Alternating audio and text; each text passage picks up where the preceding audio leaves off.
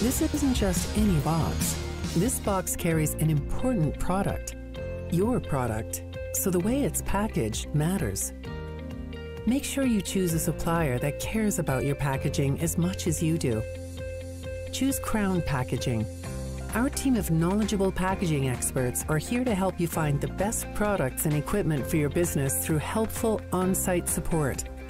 We simplify packaging procurement by bundling everything you need to keep your operation running at peak performance, from machinery to supplies to services and more. And with our network of warehouses located nationwide and just-in-time delivery, you'll always have the supplies you need when you need them. Discover why thousands of businesses trust Crown as their packaging partner. Contact us today.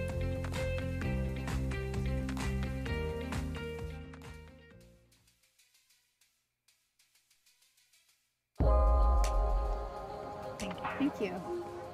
So, why Springfield? I get asked that a lot, and I choose to live here because Springfield is a place that I can enjoy the life I want. I love the outdoors.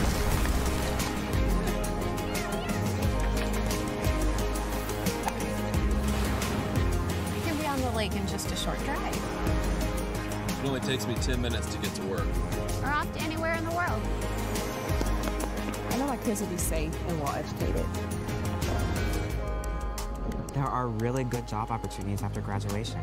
I'm able to work remotely and create on a high level. The healthcare options in this area are incredible. The options for housing.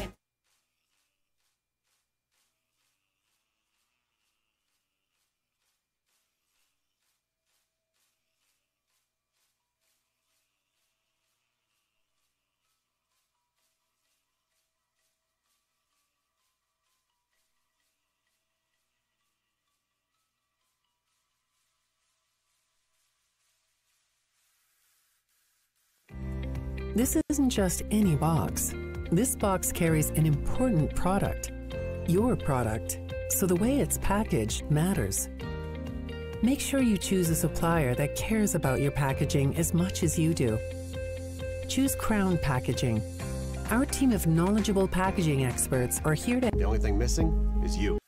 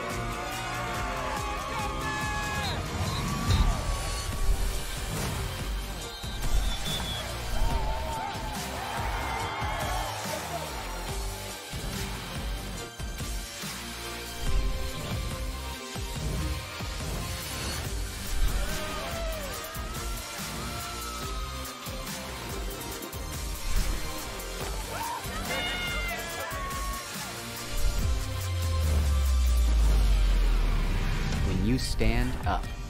When you have the world's attention. When you have a chance to be heard. What statement will you make? What statement will you make? How will you be a part of something bigger? And make it something better. After you've moved through the halls and along the paths that lead far beyond Missouri State and back again, you'll know. You'll know. You'll know. You'll know. How to inspire dialogue that matters. How to live and lead with integrity. And what it takes to make your Missouri statement. Statement. Statement. Make your Missouri statement.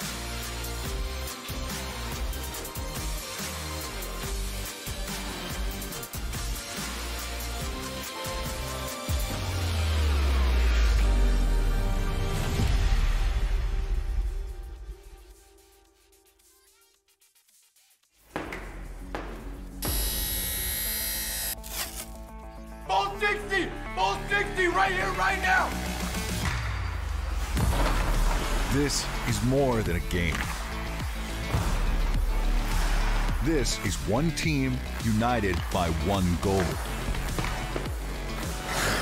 1, 2, 3, Bears! We are your Missouri State Ice Bears.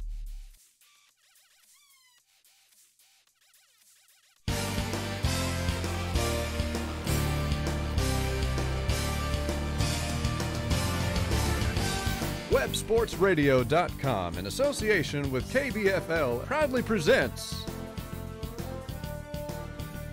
Missouri State University Ice Hockey. With the call, here's Steve Casson. And live from Jordan Valley Ice Park, Stan Melton Ice Arena. It is game 2 between Missouri State and the University of Illinois. Hello, everybody. Steve Casson along with Christian Catalano, who's joining us in the broadcast booth today. Christian played with the Ice Bears 111 games, 28 goals, 10 assists, and 38 points. We'll talk to him in a second, but the Ice Bears now 22-8-3 as Missouri State gets a 5-2 win yesterday.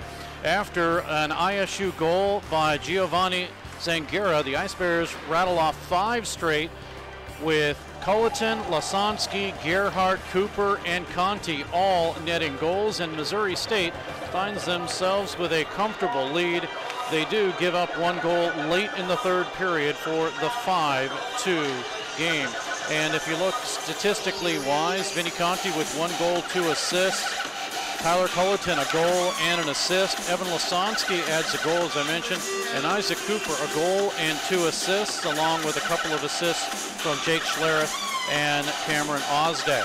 The goal scorers for Illinois State, I mentioned Zangara, he had a goal, and Hank Burkett also with the goal late, and the victory for Missouri State. But Christian, thanks for joining us here, and I know that you've been around hockey. You still coach, right? I do, yeah. Once I came back home, I had a good opportunity with my old high school. They asked me to coach, and it's actually pretty cool here to see 2 of the kids I helped coach last year are on this Illinois State team.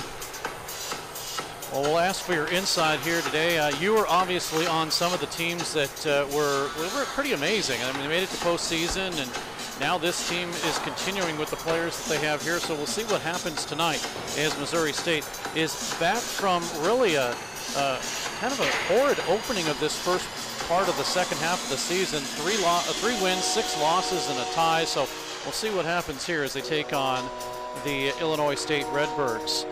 For Illinois State, as I mentioned, they are 11-10 this season, and the RedBirds lost yesterday.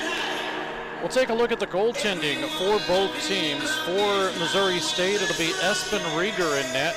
In 19 games, he's 10-4-2 with a 2.14 goals against average and a .916 save percentage. For Illinois State, it'll be Adam Barrick out of Moscow, Russia. No, I take that back. He is not. We'll find out where he's from, but he in 3 games is 1-2 with a 5.14 goals against average and an .813 save percentage. Let's join public address announcer Kevin Thurrow for the introduction of the on-ice festivities, including the starting lineups. Well, tonight, as we mentioned, your Missouri State Ice Bears ranked 11th in the nation right now and on the road to the national tournament, taking on Illinois State. And let's get started with our starting lineups for tonight's game, beginning with Illinois State. Starting at a forward, number 46, Gio Zaguara. Starting at a forward, number 11, Joe Molahay. Starting at a forward, number 55, Seamus Molahay. Starting on defense for Illinois State, number 22, Mike Magos. Starting on defense, number 39, Mario Garcia. And starting in goal for Illinois State, number 29, Adam Barrick.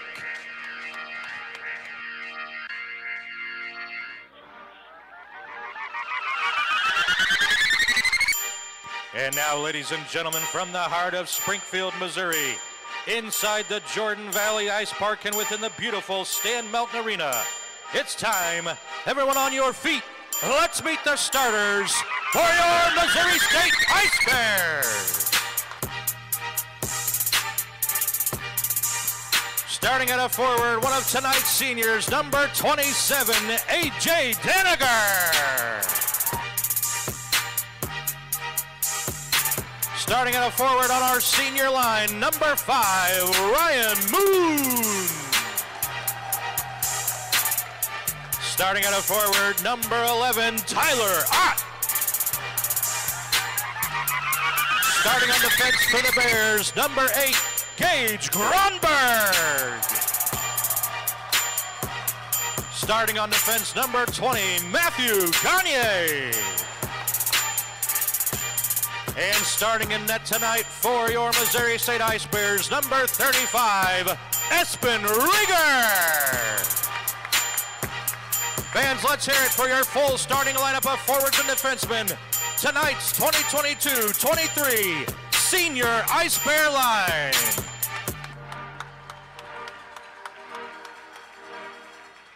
And now, ladies and gentlemen, please remain standing. And gentlemen, please remove your caps as we honor America with the playing of the national anthem.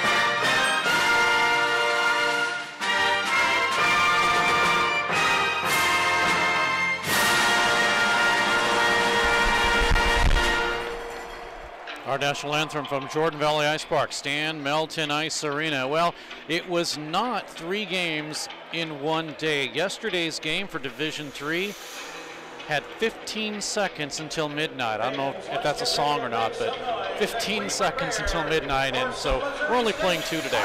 We sure made it close, though, didn't we? Boy, right on the edge. We were broadcasting 3 games. Yeah, that's true. I mean, we still had to do our closing remarks and all that, but it was close. It was very close. We've done it before. We can always do it again. So Missouri State ranked number 11 in the latest ACHA Division III poll, and Illinois State ranked number 44. And Christian, when you were on the team, what was the highest ranking you played? My freshman year, we ended up making it to the national tournament. I believe we ended in 15th, and that might have been the highest ranking. We could have bumped up to like 11 or 12 or somewhere in that spot, but well, Missouri State was as low as number 2 before the start of this first part of the second half of the season. But here we go, all senior starting lineup for Missouri State, and they have possession of the puck. Gage Gronberg to bring it up on the right side. Intercepted, taken away from him, and here comes a guy that scored in yesterday's game. Zangria with a drive in. Good save there. It's Giovanni Zangria, 10 goals, 1 assist for him this season. For Missouri State, it will be Tyler Ott. 3 goals, 3 assists for Ott. Last goal was February 3rd versus Dort. Now grabbed in by Seamus Mulcahy, a drive in, steered into the corner. The Ice Bears with possession. Well, they had it for a second there, but it's Mulcahy again. His drive misses behind the net. Ice Bears battle for it there behind their own goaltender. Backhanded by Matthew Garnier. It is out to center ice, but too far for Ott. And we'll see a line change, at least for Missouri State. And Illinois State does the same thing. It's an ISU team, but it's the wrong team. Puck to the corner now. It's sent all the way back down and centered right through as it'll be grabbed by Andrew Capuano. Shot comes in, a backhander out in front. Oh, what a good save there. Huge save, too, in fact, on Aiden Krebel. Good save by Rieger. That's a highlight one, Scott. I don't know if we'll have that one or not. Puck is out to center and all the way down, back down into the Missouri State end, but two huge saves there by Rieger. Shots are 3-0 in favor of the Redbirds. Off the boards, puck out to center. Here come the Ice Bears with Vinny Conti across the line. Here's Cooper. He has it, 2-on-1. He shoots and he hit the post. Maybe the combination where the crossbar and the post hit, but that was as close as the Ice Bears have come to getting on the board. Cooper drops it down. Yesterday, Cooper had a goal and 2 assists. Shot in, big save there, rebound. Culleton right on the doorstep, but couldn't get it away after Barrick made the save. Now behind the net. Intercepted by Matthew Strom, and it is able to be cleared and out to center. So a better start for Missouri State here this morning, or this afternoon actually. It feels like morning. Zaccardi, considering I just woke up about an hour ago and got here. Puck behind the net off of Evan Lasonsky's stick. Here's Zaccardi, holds it in right side. Zaccardi to the left, over to Ozdek and off of his stick behind him. Stewart keeps it in, drive in, shot by Lasonsky and a save in front. Up the middle, grabbed by Theodore Bittman, and it will be out to center ice. Bittman a chase all the way down. 17:09 to go in the period. And in action thus far. And Missouri State might have a break here. Cameron Ozdek working it along with Alec Gamble, but it's intercepted and cleared out to center. Line change for Illinois State. Ice Bears with possession. Goes off of the stick of Blake Gerhardt, or Brock Gerhardt that is, and the Ice Bears do keep it in. Fanning on the shot is Moon. Now Holmstrom. Back down low to Moon.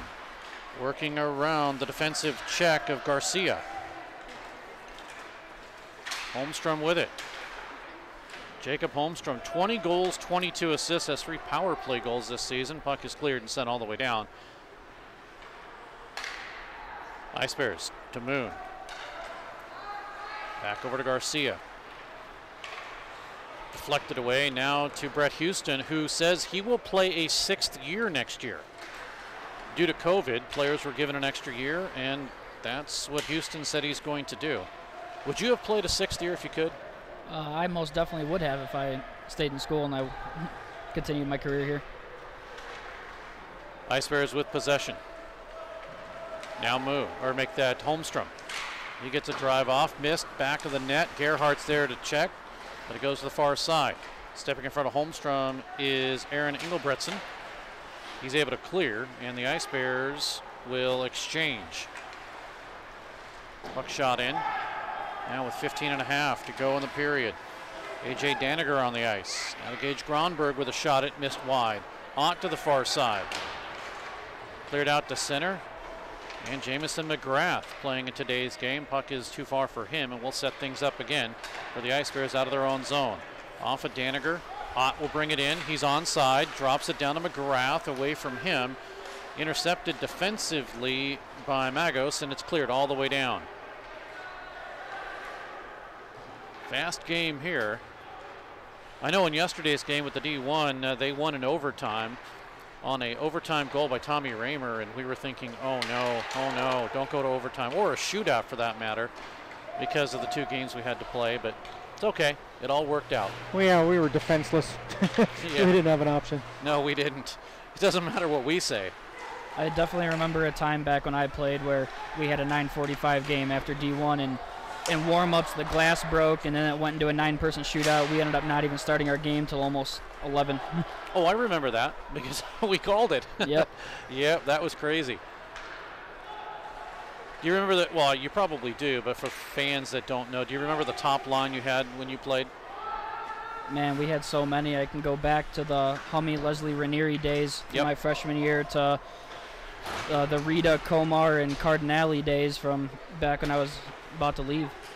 Yeah, the Hummy Leslie days. I mean, those that was the top line in the ACHA. Rebound in front, Cooper scores.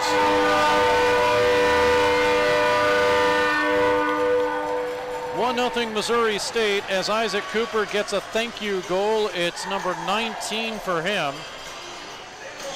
And the Ice Bears take the 1-0 lead as the shot came from the point. The Ice Bears work it out. We know that there will at least be an assist to Zaccardi because he got the initial shot.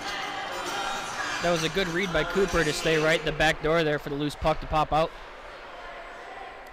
We'll catch the call from Kevin Thurrow, but it is 1-0 Missouri State. And again, they won 5-2 yesterday. Here comes Blake Harper. He shoots. It gets deflected up off the netting. Ice Bears goal scored by number 44, Isaac Cooper. Assisted by number 7, Vinny Conti. And by number 9, Zach Zaccardi. Time of that goal at 6:13 of the first period. Scored by number 44. Assisted by number 7 and number 9. So the 19th goal for Cooper, and Missouri State has the 1-0 lead, although on the doorstep now with a drive is Gavin Dolan, and it gets deflected into the corner off the goaltender Rieger. But yeah, getting back to that Hummy Ranieri line, again, they were the leading line in the ACHA Division III at that time. They were the #1 scoring line. And when you think about it, as you mentioned, D3's had some pretty good scorers on their team. Yes, we have, and it's great to see, at least now in today's line with Cooper, Colton, and Conti. They've really been very impressive with how they've been playing, and even talking with Cody Blevins last night, just the puck movement with those three alone yesterday was incredible to see, at least from the stands point. Yeah, you know, I think I'm going to call them the C line. The triple C line is what Cody likes to call them. Yeah, we'll call them the triple C. I kind of brought up yesterday how they were giving a clinic to the RedBirds on passing. And I would have liked to have seen more shooting because there was plenty of opportunities for good shots that would have, made dirty goals in front. But they were definitely putting a passing clinic on last night. Oh, for sure. Garnier with a shot that's covered up. So we have the C line, and I think on D1, I also have a B line or a C line, one of the two. I'll figure it out. But I've got a couple of other lines. So is the C line the A line? Yes, the C line is the A line. I guess the 1 line. Here come the Ice Bears with Holmstrom. Backhander in, hit the post, score!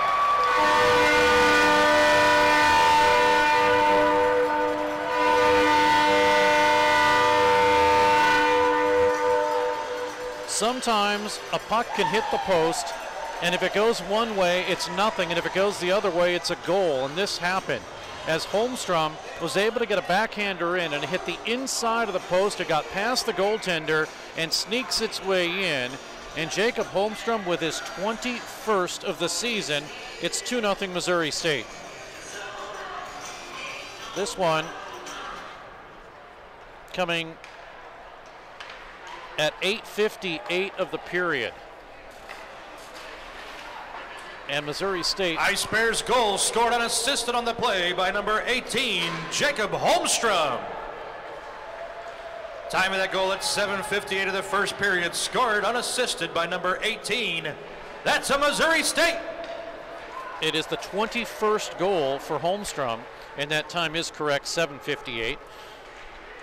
On the 8th shot for Missouri State, they have a 2-0 lead. Worst lead in hockey, 2-0. There come the Ice Bears again. Racing down the left side, Daniger with a drive, and it missed up high and wide. Into the near side boards is Gronberg. Gets around Mulcahy. Drop down in low, pushing at it is Engelbretson, but the Ice Bears keep it in, and a drive by Gronberg gets deflected up and out of play. They say Holmstrom unassisted is 21st at 7:58. 6:13 Cooper, his 19th. The assist to Zaccardi and Conti, and it's 1-0. Ott will come in with Strom. Ice Bears win it again. That's one thing Missouri State has been doing, is winning face-offs. So when you played, how important was the face-off wins? Face-off wins were definitely a killer for us sometimes, but we started to implement different set face-off plays, and once we started getting good with winning draws back and like actually facilitating on these set face-off plays, it really started working out. Bundle of players right in front of the Ice Bears goaltender Rieger, and Missouri State will have possession. Puck is cleared out to center. Strom gets hit, so fans react to that one, and now we get an Ice Bear upended from behind. Do we get a penalty? No. Oh yes, we do. Down in the low corner, we do get a penalty. So it's a delayed call. The Ice Bears get the goaltender out, and they have possession of the puck. Looked like a clear interference from my perspective. Almost a slew foot, maybe. Yeah, perhaps, which may lead to something more than just a 2-minute. But the longer the play goes, the less it remains in an official's mind. Puck sent over, out in front. Moon with a drive, save, score!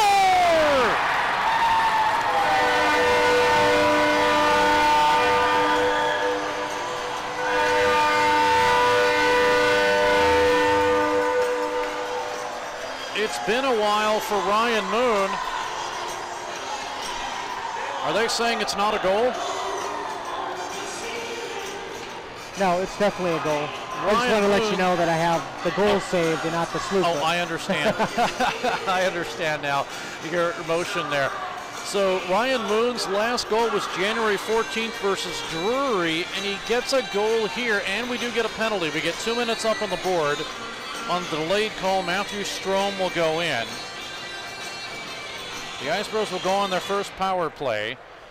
We'll get all of this caught up by Kevin Thurrow, but it is a 3-0 lead on a goal by Moon, his first in a while, and he was happy about that. Get to talk to his dad during the intermission, and he'll say, yep, I'm glad about that one.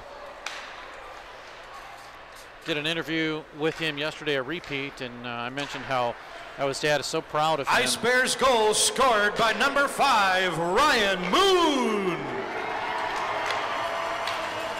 Assisted by number 7, Vinny Conti. And by number 21, Blake Harper. Time of that goal at 10:01 of the first period, scored by number 5, assisted by number 7 and number 21. So the Ice Bears with a 3-0 lead on the 10th goal for Moon this season at 10:01. Conti and Harper. 2 minutes for high sticking at 10:01 of the first period. A 2-minute minor for high sticking. Well, they gave him high sticking, and I don't think that was, but hey, 2 minutes either way. So the Ice Bears still have 1:14 left on the power play. Missouri State this season, 34 for 127, 28.8 or 26.8% that is. Holmstrom, the shot up over the shoulder of the goaltender Barrick. Now the Ice Bears work it to Zaccardi. Holmstrom again left side. He shoots, blocked, saved by the defenseman in front. Now the Ice Bears keep it with 53 seconds. Over to Holmstrom. He shoots in, save, rebound. It's Garcia to clear, but a bad bounce. Holmstrom has it. Power play for 45. Over to Moon. He's energized after his goal there. And we get a whistle, a stoppage in play. What do we have? The goaltender wanted to stop play. He said there's an issue with his equipment. It looks like something to do with his mask. Yeah, it was right after that last shot that may have hit his mask. He's waving, you could see there, to the officials, hey, come on, guys. They finally call the play. 39 seconds left on the power play. They're looking for another puck, apparently. So I wanted to ask you this, and I know this is kind of a running joke, and we talk about this, but for a while there, the running joke was, hey, what's the over and under of Missouri State taking a penalty in the first 2 minutes? When did that finally change? I don't know. I feel like in the last year, because all 4 years I've played, we've been pretty penalty prone, and I believe it might have been my junior season, we were actually leading all of ACHA D3 in penalty minutes.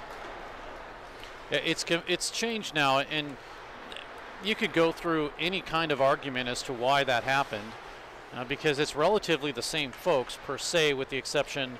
Well, I don't mean the same folks doing it. I'm talking about staff and everything like that. So you can't blame anybody per se. Do you think there's more of an emphasis on actually just really playing hockey now? Oh, 100%. The game has changed a little bit, and I've definitely noticed that going back home coaching now, that the game's a lot faster and more skilled, and they're really taking away, I don't want to say the physical aspect of the game, but it's so skilled now that you really got to pay attention to where everybody is on the ice, and everyone's dangerous even without the puck. And it seems like the game's morphing even in the last few years. It's, if you think it's good now and fast now, just wait till next year, right? Oh, every time, every year coming up is just going to be different.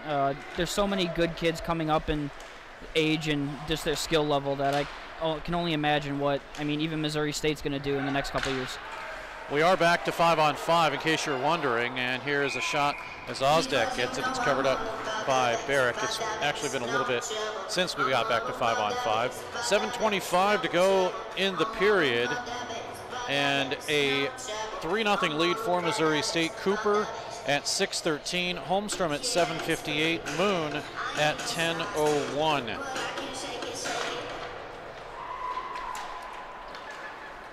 At least a 2-game goal-scoring streak for Cooper, and points in 5 of his last 6 games. Play is at center, and the Ice Bears will have it with Ozdek. Flipped up in front of the Missouri State bench by Matthew Garnier. Scrum for it, and coming in to steal it away is Alec Gamble. Gamble get a shot off after he was hounded by 2 Redbirds, and a good save by Barrick. 6:49 to go in the period. Scott, I'm going to have to figure out who we are going to interview. I don't know, what if I find just an old interview with Christian Catalano? That would definitely be something. I'll see if we can do that. We'll find, it's going to be from years ago, but see if we can find something if I still have it. But we'll check here in a moment. Puck is flipped all the way down. I have 6 minutes and 40 seconds in the clock rolling to figure that one out. I need a minute to get that set up. Okay, so I have 5 minutes. Here come the Ice Bears with Daniger. He shoots in, it's blocked right through the crease, taken away, and it's out to center. So the Ice Bears will reset things up. It might be too far to be able to have any interviews stored up. This might have to be a second period interview thing so I can get that set up. Yeah, looks like that's going to have to be it, because I think, yeah, okay. Second period. That's when we'll do it, if I can find something. Puck flipped out. Here comes Conti. 2-on-2, a drive. It gets deflected out in front by Engelbretson. Gronberg makes his way through. 3-0 Ice Bears. Conti down in low, flips it behind the net. Nobody there but Redbirds. And it's grabbed by Hank Burkett out to center ice. 16-5 are the shots in favor of Missouri State. And they lead 3-0. Cooper with a shot that deflected off a skate. Zangaro was able to clear it one-handed out to center. Conti will carry it back in. Cooper around the official. Now up in front to Conti. Here's Culleton. He shoots. Good save. Rebound shot and another save, and the net gets dislodged, and we will have a stoppage in play. Right there is a prime example of how these three, the triple C line is what we're going to call them, of how well their passing is. They just know exactly where each other are on the ice, and they almost had a good scoring opportunity right there.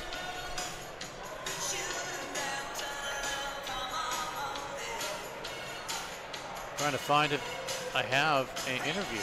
I know we've done one. It's been a while. Yeah, we've done plenty back in the day. I believe my last season was 2019, 2020. Yeah, we'll have to see if I can find something. Oh, there we go. Yeah. Oh, I just think I just found one. Look at this. I found one from 2018. I think we're going to have to play that. That's an old one. 4:57 to go in the period. Can't guarantee what we're going to have, but hey, it'll be a good one. An oldie but goodie, as they say. I think it's only appropriate for a senior night type of day too, huh? Absolutely, an oldie but goodie. Or it gets better with age, that kind of thing. Oh, Moon gets slammed into the boards. We're going to get a penalty. Ice Bears try to keep it in play, and they do, but now it's touched up.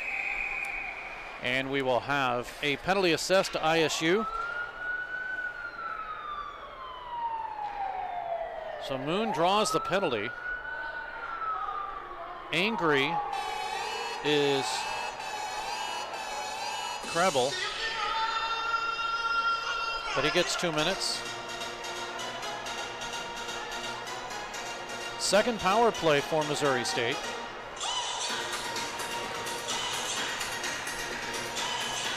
In fact, that's the only interview I have. Interesting. There should be more. Must be destiny. Must be.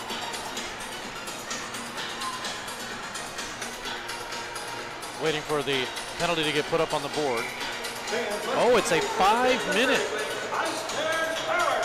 So it's 5 minutes. Well, hear the call. That's an Ice Bears goal right there.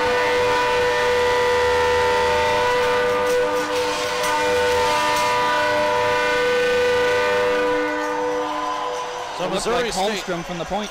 Yeah, Missouri State gets a power play goal. They are 1 for 2 on the power play, but again, this is a 5 minute. You can see it right off the draw. Zaccardi will get an assist. And they had traffic in front. Now, usually what happens is we listen to the public address announcer and the Ice Bears score again, so just be prepared for that. Here's Holmstrom. He'll work it left side.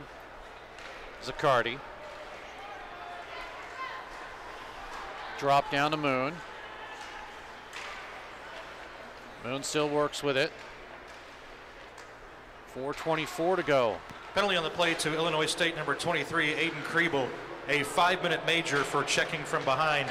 Time of that penalty at 15:29 of the first period. A 5-minute major for checking from behind. And an Ice Bears power play goal, his second of the game, scored by number 18, Jacob Holmstrom. Assisted by number 9, Zach Zaccardi.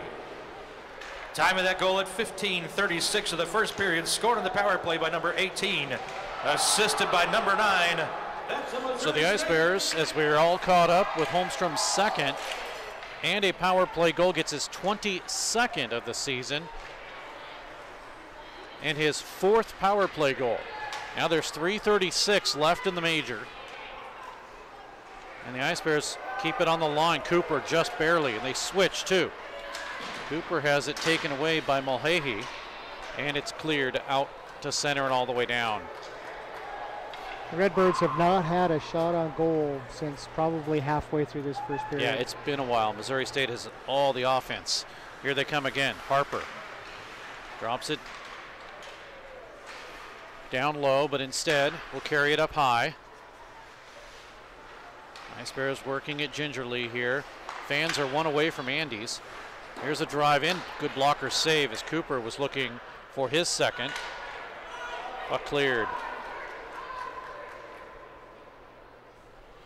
You mentioned the Hummy Ranieri line. When they played with you, was it kind of that sense of security that you knew that you had a line that could score?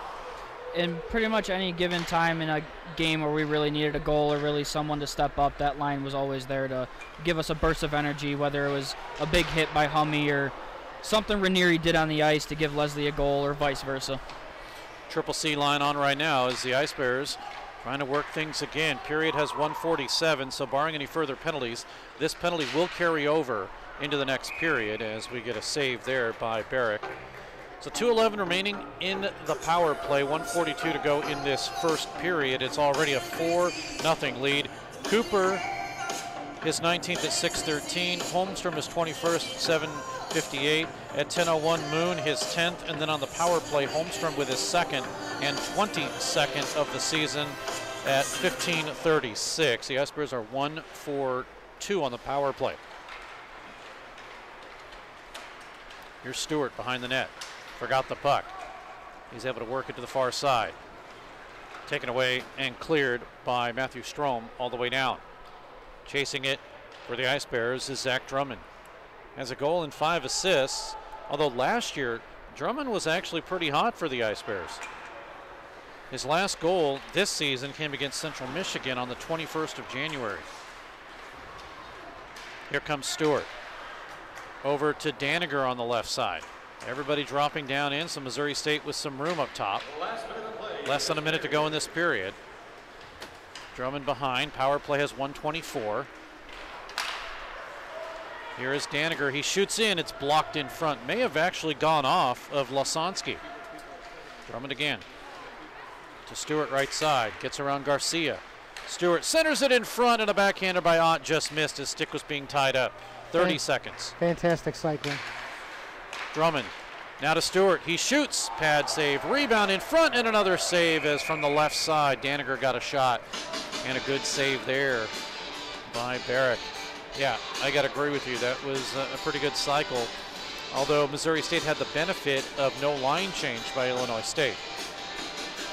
It was definitely nice to see those 5 guys on the ice at once, too, because I had the pleasure of playing with them for maybe 1 or 2 seasons. Buck flipped to the left side off the draw. 23 seconds to go in the period. This is the tail end of a 5-minute power play. Here's a shot by Daniger, just missed as he was kind of had a little bit of a bad angle, and when he got the shot, it missed. Here's Houston drive, save, rebound. Gerhardt tried to poke at it, covered by Barrett. 6.3 to go in the period, 35 seconds remaining in the power play. Again, a 5-minute major assessed to Krebel. With 6 seconds left here, I can only imagine they're going to do a set play off this face-off here. Gerhardt won it to Daniger. Back out in front, it's deflected and cleared. That'll do it for the period. 28 seconds will remain as we go into period number 2. But a 3-0 lead, make that a 4-0 lead. I got to update my score sheet. It's a 4-0 lead on Holmstrom's power play goal. Power plays Missouri State 1 for 2. They are working on their second, which is an extended long one. The only penalties are to the Redbirds. They have 2, but again, shots. Barrett faces 22 in the first, just 5 on Espen Rieger. And Christian, you got a chance to see this period. You got a chance to see yesterday's game too. Your thoughts about this 22-23 Missouri State team? Oh, it's absolutely fantastic. I can even tell just by being in the room for a few minutes yesterday that the camaraderie and just the brotherhood of this team, honestly, I think was unmatched compared to when I played, and it really shows with the success they've had this year. So we figured out it's going to be Zach Zaccardi, Scott, who will be our intermission guest, but we're going to stall for a second, give him a minute or so. So you mentioned your coaching. Is it up to St. Louis? No, it's back home in Chicago. Okay, and what level do you coach? JV high school hockey for Notre Dame College Prep. I went to that high school. I graduated there before I came here, and it's a good opportunity. Kind of back to your roots and all that stuff? 100%. Team in first place? No, we kind of had a struggling season this year, but we made the best out of it. And like I said, now it's actually kind of cool to see at least 2 former ND alum on the ISU team here. I can watch them play in college.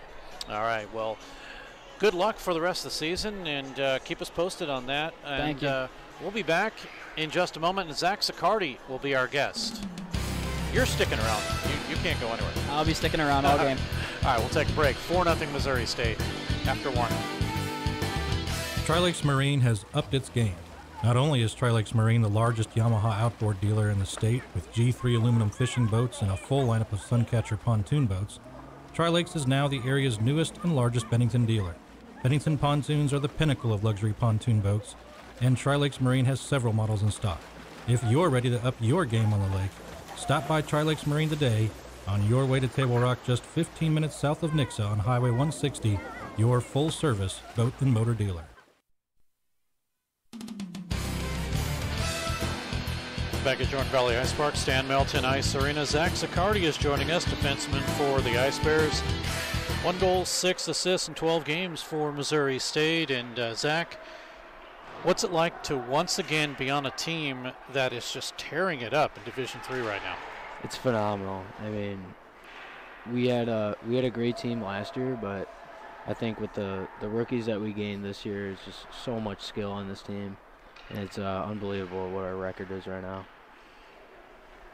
I was just talking to some of your other teammates, and they're saying they're going to remain humble. Everyone's going to remain humble. So in your mind, as you get into the second half of the season, is there that thing in the back of your mind that says, okay, we got to throw the record out.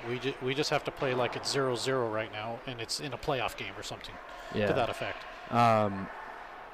The first semester of the season, we did have some tough games, and but some of them were pretty easy. I mean, the skill level is definitely a little lower than what we're going to be getting into the second semester, and there's no easy games from here on out. We have Arkansas twice at least, and then that Miami showcase is going to be 3 tough games. So yeah, every game is going to be tough, and we do have to stay humble. What is the difference? I know you mentioned getting a little bit more rookie support, but really, what is the difference between this year and last year? And really, I guess, you can tell us the difference, but I'm wondering, mentality's still the same, though, right? Yeah. I think, I was a rookie last year, so getting to know most of the guys a little more is, I think it helped us gel more together, and the team chemistry is at its highest right now. Well, let's talk about you as we're talking with Zach Sicardi of Missouri State. What did you do in kind of the off-season here, just about a month in between games, and you had no school, so yeah. What did you do? Well, I'm from Chicago, so I took a train back home, and I didn't bring my gear back. So I was just working. I work at a steakhouse, and just hanging around with my buddies from back home. You did not bring your gear? No. Not even your skates? No. Most of my buddies that I played hockey with at home, they skated one time. So I would have gotten on the ice maybe once, and then to play pond hockey maybe one time. Sure. So yeah, we practiced yesterday, so getting the legs back under me for sure. You said you took a train back, so from St. Louis to Chicago, you just took a Amtrak or something? Yeah. I got Harwell to drive me back to St. Louis, and I took a train back to Chicago. Nice. So what is that like? I've been on a train before, obviously, but I've not been, and it's only a 3-hour drive, so it's not a really anything that you have to worry about. Mm-hmm. Like you don't have to get a big cabin or anything like that. So just general, like almost bus seats. It is, but instead of bus seats, the seats are very comfy, and honestly, I don't mind it at all. But it does go a little slower. I think it's like a 5.5-hour train ride. But I don't mind it. If Coach said to you guys, okay, we're taking trains from now on, would you do it? Probably, yeah. If all the boys are with me, then yeah. I mean, and as long as you get to go where you get to go, because if you have to walk a ways, especially in the wintertime. Yeah. What did you, when you were there, and you say you were working, obviously that's the key, just make some extra cash. Mm-hmm. Yeah. Does anybody know that that you play hockey? I mean, if someone walked in, would they guess that you're a hockey player? From back home? Yeah, from back home. Yeah. I know. Most of my friends that I hang out with are from my old hockey team, and we're really close, and we all work together. So everyone at the restaurant that I work at know that we all play hockey. Okay. Yeah. And it's just up to the customers to find out if you do or not. I mean, do you wear like do you wear like a Bears shirt or jersey or anything like that? No, I'm actually back in the kitchen. I'm a cook. Okay. Yeah. So you're one of the important guys. Yeah, I'm doing all the appetizers. What is your favorite dish? What do you like to cook? A good steak. Okay. I think is my favorite. Zach Sicardi is joining us of Missouri State. Okay, now does the team know that you're a cook? I think a couple of them do. I haven't told everyone though. I'm not like a huge cook. I just like I just like prep everything kind of. I mean, everything's like given to me, and I just put it all on the plate, make it look nice. Okay. I don't know if that's a sous chef or not. But No. Okay. No. Sous chef's totally different. Yeah. I mean, I'm they're not, the ones I'm not actually a cook. making it. Okay. Yeah. So yeah, I'm not a cook, so I couldn't tell you that. Other than what I watched on Hell's Kitchen or one of those shows. Do you have aspirations to do that, or is it just a job for you? No, it's just a job. I'm going into construction management. I'm going to switch my major. So I don't know what that's going to bring for me, but I'm excited. Yeah, the last time we talked, you were getting into what? Entertainment management. That's right. So now why are you changing? I just don't really, I don't see anything like going, like I don't have a plan with entertainment management, but I know there's jobs that I can get like right out of college doing construction management. Sure. Absolutely. Kind of a little side note is one of my day jobs. I haven't had a day job in a while, and I decided to go back and get a day job, and I actually am a construction administrator. Really? Yep. Wow. So went back. I used to work at Bass Pro and took a while off. That was back in, I'm dating myself, but right around 2003. Okay. So got out of that for a while. Actually, the economy got us out of that, and got back into it. So nice. So yeah. So one of these days, who knows? Yeah. we might meet up in that respect. Yeah. But let's talk about hockey though. Yeah. What is a memory that you are going to take with you as far as Missouri State goes? What's one of your most fond memories? I did score my first goal this year. I needed that one. But yeah, that was probably the most memorable. Was that the blast? I think over from the right, the left circle. It was on that side. Yeah. And I was pretty sure it was a power play, and I was like right at the high slot. Okay. Yeah. I should know. I probably called it. Right. Yeah, you did. But what are your goals for the season? Like when you get on the ice, do you have any? I mean, obviously getting a goal is one of your goals, but do you have any kind of goals that when you're done with the game, you say, okay, I did this, or I did that, or I was able to do this? Do you have those type of goals? Yeah, of course. I think my main goal is playing really good defensively, not letting them get into the zone, and getting clear-cut opportunities on our net. And my second goal would probably be finding open guys. I'm a big passer. I don't shoot that much, but I think one of my better qualities is passing. Hence the 7 assists. I mean, right now you eight points in 12 games, so that's a good point per game average. Mm-hmm. But are you happy to be able to get in the games now? Yeah, I mean, I was injured for a while. I think it was like 7 weeks. But yeah, I feel a lot better now, and yeah, I'm ready to get to it. That's good. Zach Zaccardi is joining us. Who is your favorite NHL team? The Blackhawks. Yeah, I know you've got the Chicago Cubs right on now on your jacket, but the Blackhawks. Are you kind of struggling through their situation right now? Of course I am. I am a little pumped about us being last in the league right now because Connor Bedard. Well, now that just means you have a greater percentage. It doesn't necessarily mean you'll get him, but you know you have a greater percentage for it. So that's good. And that is interesting though, because it really, when you think about it, it shouldn't be that because you're in last you get a gift. I know. You know, but that's just the way things work. So who is your favorite NHL player? Ooh, current? We can go current or past or I do have a Blackhawks jersey with Nicholas Hjalmarsson on the back. Okay, yeah. He was probably my favorite defenseman. He would just block shots all the time. It wasn't that offensive, but he would make some good hits and block a lot of shots, which was pretty awesome. Do you think their two most popular players are going to stay with the club? I don't know. I don't think so. But maybe Taze, but I think we can get a lot for Kane still. couple picks, and maybe like a young prospect or something like that. Well, hopefully things will be a little bit better for them next year. Yeah. And I still go back to just about a decade ago when it was LA and Chicago. Yeah.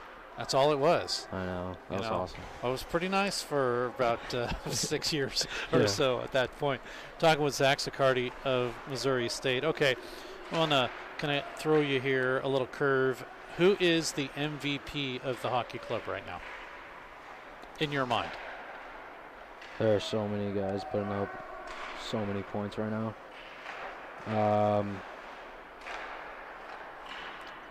I think I'm going to have to go Holmstrom or Colleton.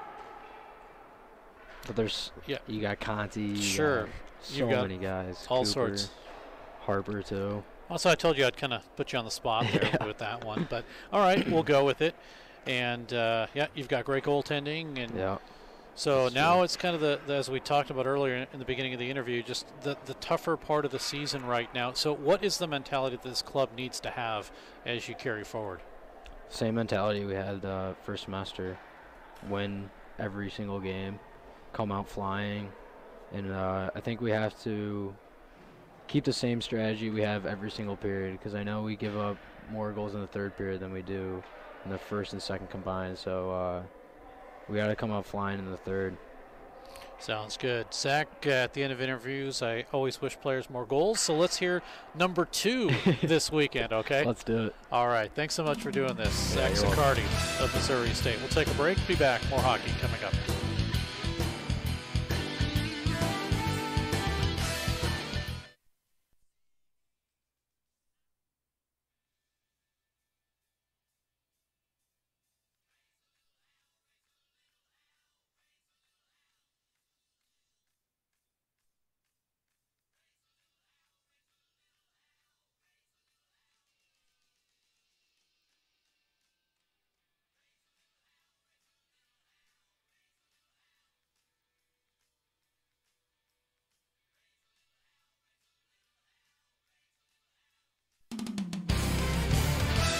It's time to drop the puck on the second period. Here's Steve Casson. I'll tell you what, time really flew. I don't know how long people have been dealing with silence, but I didn't realize the period was over. But it is. So we are set for period number 2. And Christian, we have an interview set up ready for you for second period. So folks will be able to hear something from 2019, I believe. It'll be an interesting interview. It'll be interesting to see how I sound. I'll tell you what, the other day, I found one of my very first broadcasts ever. Oh my gosh, it was bad. It was really bad. And it was bad. That's all I can say. It's kind of like the first time you're ever on the ice, right? You fall down and you're like, oh, I don't know if I want to do this again. It's funny you say that, because that actually happened from what my parents have told me. You fell the first time you were out on the ice? Yeah, the first time I was out, I told them I quit. I don't want to do it again. And like a month later, I guess I started begging them to take me back to the rink. Oh, that's now so the rest funny. is history. Absolutely. And you, of course, ended up with 38 points, 28 goals, 10 assists in 111 games. I don't know if you heard Kevin announce another assist for me last night, but I talked to Army, and I kind of want to get an alumni record sheet going for me, so I have another ghost assist. Absolutely. Well, if that's the case, then you have 11. Let's add 15 more. Why not? That sounds great to me. All right. 2 seconds left in the power play. We're back at 5-on-5 as we're underway in the second period. A drive by Zaccardi and a save by Barrick. Missouri State this time skates from the right to the left, and from the left to the right, it will be Illinois State.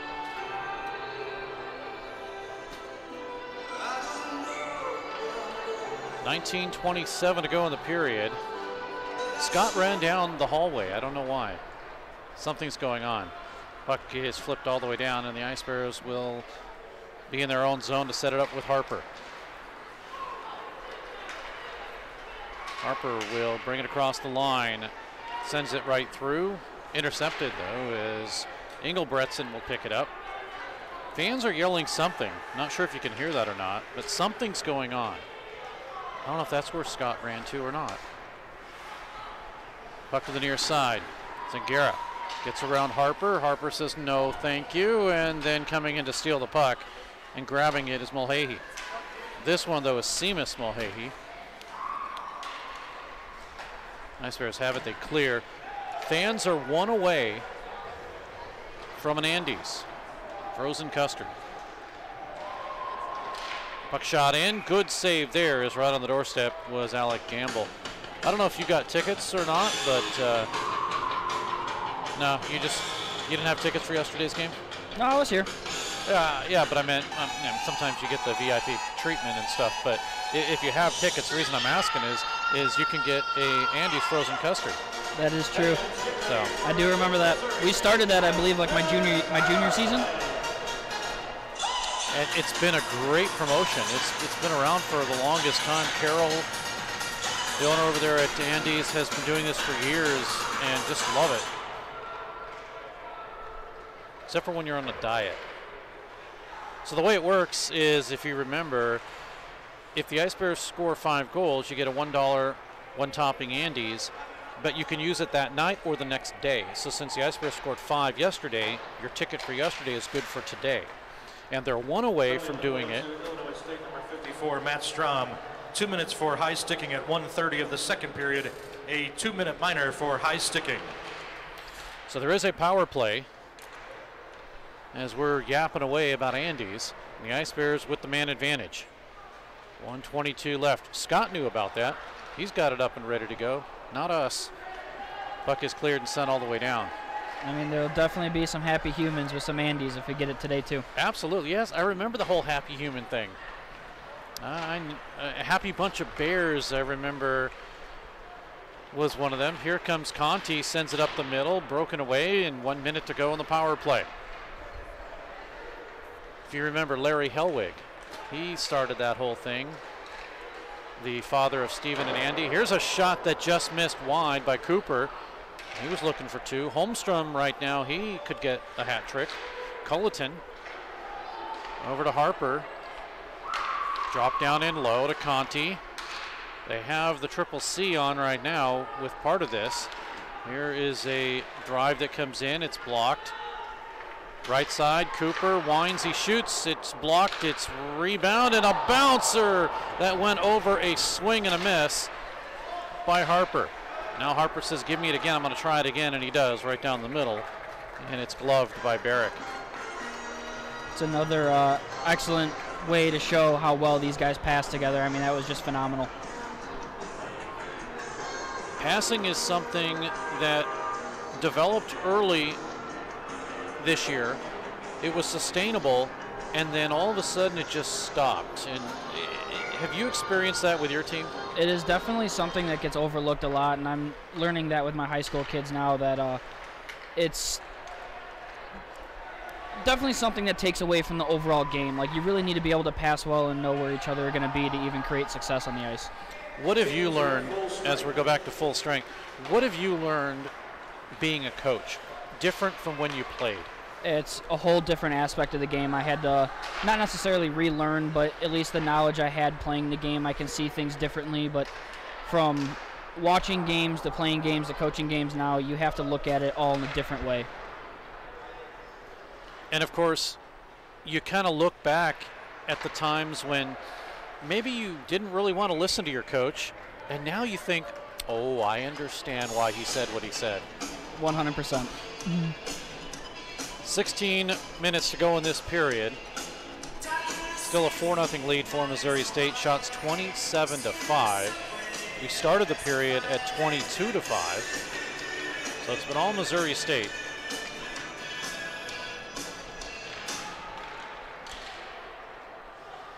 Now, when you played and the Ice Bears made it to nationals, they did not make it to the Final Four. No, we did not. So that's something that teams after you have done. That's got to be a little.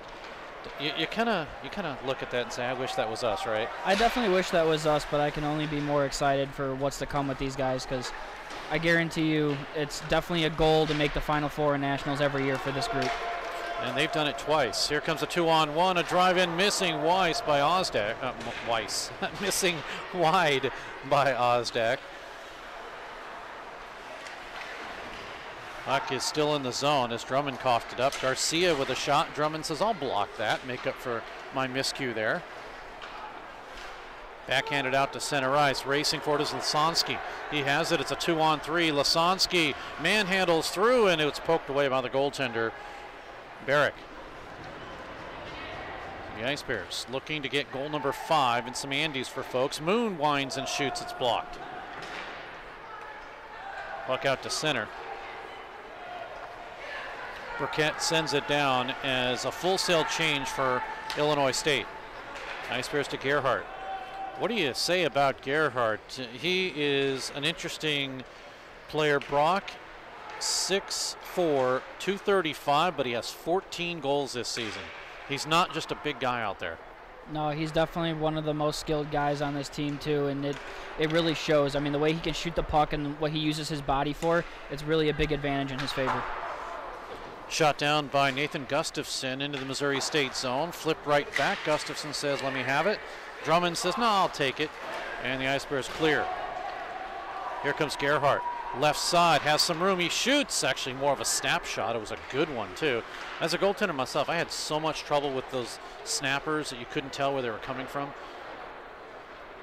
And then I'd look at my defense and act like it was their fault, even though it was mine. Puck comes in the zone. It's out to center.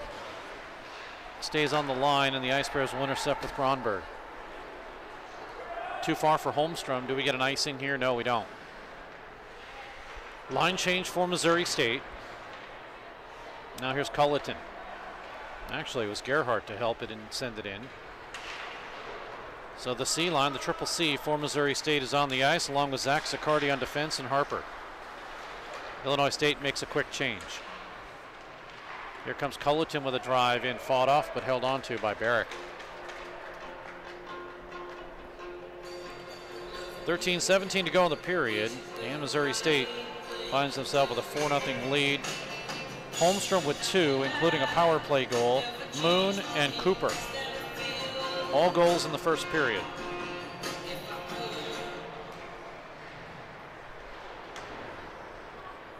Board battle near side.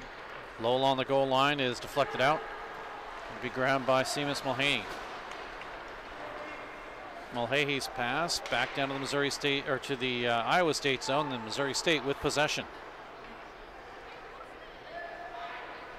Conti had it for a moment. It's cleared out to center.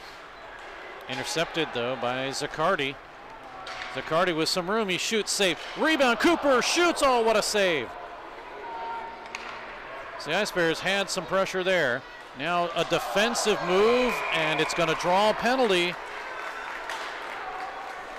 Vinny Conti had a step defensively, and it drew a penalty, and it's going to go against Mulhany. Seamus not happy with this one, but the Ice Bears get the power play. As you can see, I'm not saying there was acting there, but it was definitely a little bit of obstruction, but enough to warrant a penalty, you think?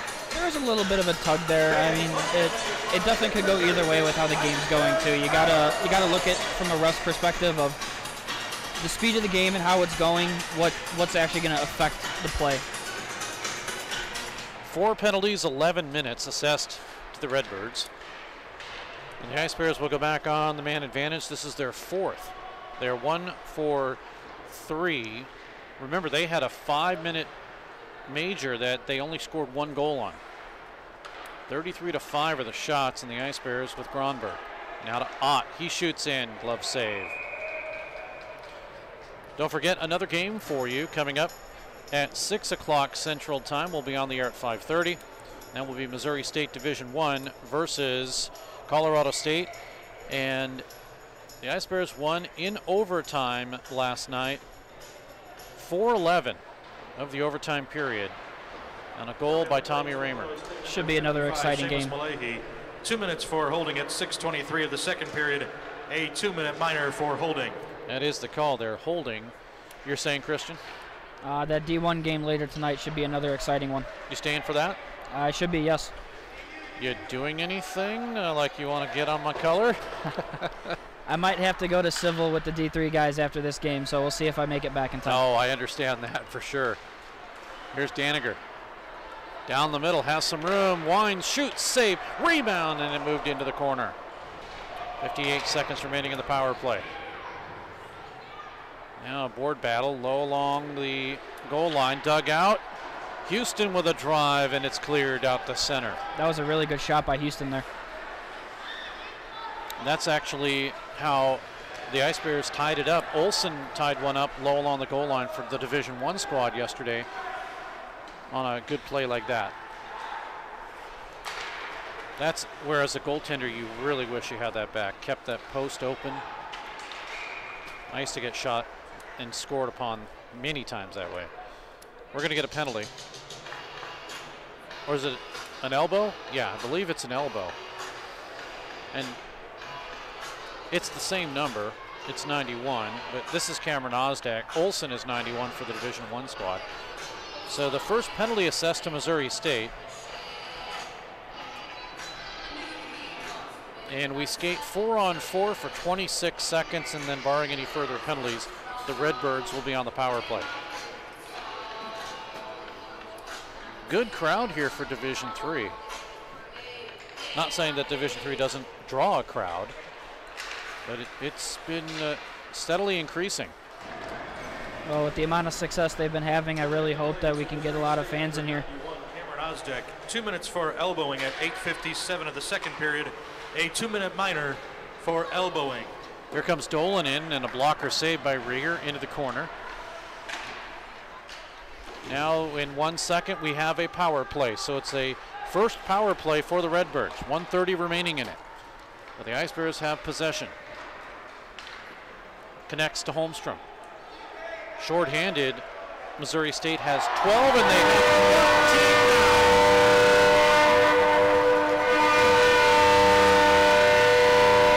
Looks to be a hat trick for Holmstrom tonight.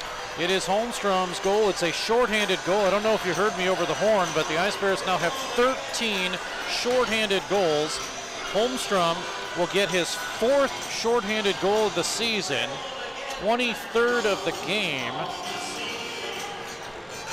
And this one coming at 9:36 of the period.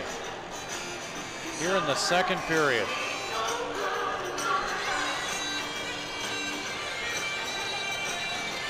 So Holmstrom with number 21, 22, and 23. This one shorthanded.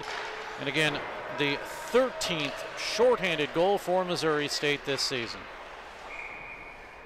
Puck flipped up and out of play. Ice Bears short-handed goal, his 3rd of the game, scored by number 18, Jacob Holmstrom. Assisted by number 5, Ryan Moon. Time of that goal at 9:36 of the second period, scored short-handed by number 18, assisted by number 5. And that is an Andes goal. Oh, what a good save on the second effort as Strom was right in front. Big save there by Rieger, and keeps it a 5-0 game. Just their second, there you go. Just their second shot on goal in about 20 minutes, I'd say. Yeah, it's been a while. Now, Steve, being a goalie, how do you prepare for that? If you're not seeing a shot mid-game for a while like that, how do you stay warm in net? I basically say, please let me make it. Please let me make the save. Now right out in front, missing a pass was Connor Duncan. I mean, seriously, that's what I do. Yeah, my son's a goaltender, well, was a goaltender, high school and everything, and it was difficult for him because when we were just overpowering the other team, you get tired back there and you get lazy, and you try to skate in between each stoppage of play a little bit and get your energy up, but it's hard. It's definitely harder to play that way than a game that's fast-paced where the anxiety's already there. I could only imagine. A lot for me, though, it's paying attention to the play and mentally thinking, what am I going to do? When the play comes in the zone, what am I going to do? Am I going to take the shooter? Is my defenseman going to take him? Is he going to look for the pass? And so mentally, I'm trying to get prepared in that respect. But yeah, honestly, as Mulhahey gets a shot. Good save again by Rieger. Out in front on a bouncer. And this one by Joe Mulhahey is taken away, though, and cleared out of the box is Ozdek. We're back to 5-on-5. No icing. But yeah, many times just, can I make the shot? Just let me make the save. That's all it's ever been. Puck kept in. Oh, getting his stick ripped out of his hands was Gronberg. And he'll have to pick it up. Oh, he had the wrong end of the stick. Otherwise, he could have moved the puck. Did Gronberg when he picked it up. Still made a great play to keep it in their side of the neutral zone there. He did. And you often wonder, as a player, why my coach is making me use the wrong end of the stick during defensive play and stuff. And there you go. There's the reason. That's exactly the reason. Ott had it for a second. 8:15 to go in this period.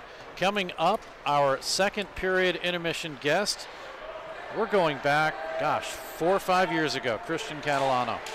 Here's the drive in. Good save. Rebound. Second effort. Hold on to by Rieger as Mulhahey, that's Joe Mulhahey, was able to get a couple of shots in.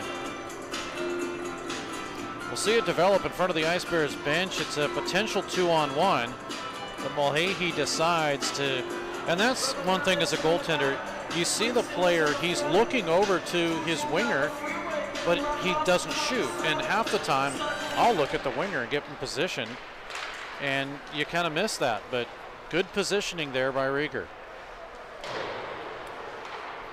Then again, it was much slower than when I played.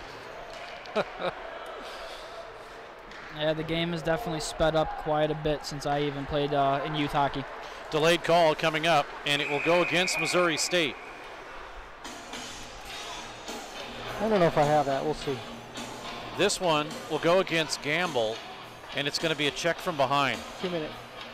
Yeah, where is it? Right there? Yeah, that was kind of a push That might have down. been interference. Yeah. Well, I guess you can say that Gamble took a gamble in trying to push him, but the officials saw it. So here we go with another penalty kill for Missouri State. They already have a shorthanded goal. We'll see what happens here. Garcia down in low with some room. Good defensive play by Zaccardi, as right in front was Burkett. And he was able to glove it and not allow it to get through to the winger on the side. Sent down by Lasansky. 1:40 to go in this period. 81, Alec Gamble. 2 minutes for checking from behind at 12:20 of the second period. Checking from behind is the call. Ice Bears will have it. Gerhardt trying to move it through. 1:26 to go.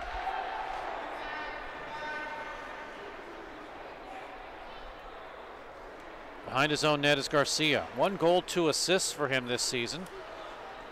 And he'll bring it across. Left side. Zaccardi there defensively. Tried to center it up. Burkett will grab. Garcia was one of those kids I was able to help coach last season. Drive in, deflected away. That one off the stick of Magos. And the Ice Bears have a potential break. 2-on-1 developing. Here down the middle is Harper. Fanned on the shot. Had the right idea, and now Harper will pick it up. So Missouri State, when Harper was out, had an ankle issue. When he was out earlier in the season, had a difficult time dealing defensively with Harper, who, by the way, is the highest scoring defenseman in team history for Missouri State. Now, last season he had 7 goals and 20 assists. Right now he is 5 away. He has 7 goals and 15 assists, so he's 5 away from even breaking his defenseman scoring record. 17 seconds left in the power play for ISU. In his own zone, Andrew Capuano. Puck cleared out, the Ice Bears will have it. There's 4 seconds remaining. And that'll do it as the Ice Bears are back at full strength. Gamble on the ice. He'll intercept, and it'll be to Houston. There's Cooper in the zone. Now Cooper has 1 goal. He's looking to get another. Houston, left side that is. He shoots, just missed. That corner was open, and it's cleared. 5:15 to go in the period. Puck off the glass, just missing the referee. And inadvertently, that is, Gustafson swipes it back into his own net, or to his own zone behind the net. Shots, huge disparity, 37-10 in favor of Missouri State. Ice Bears steal. Oh, Conti tried to block the puck, and a good play by Gustafson to bring it down in. 4:36 remains. Drummond gets hit as he'll end up getting the puck into the RedBirds zone. We'll have a face-off. 4:28 to go in the period. So when you played, was it tough when you're winning games? Did you feel like the team got a little complacent after a while? Okay, you're winning these games, or you're up in a game. How did you overcome that feeling?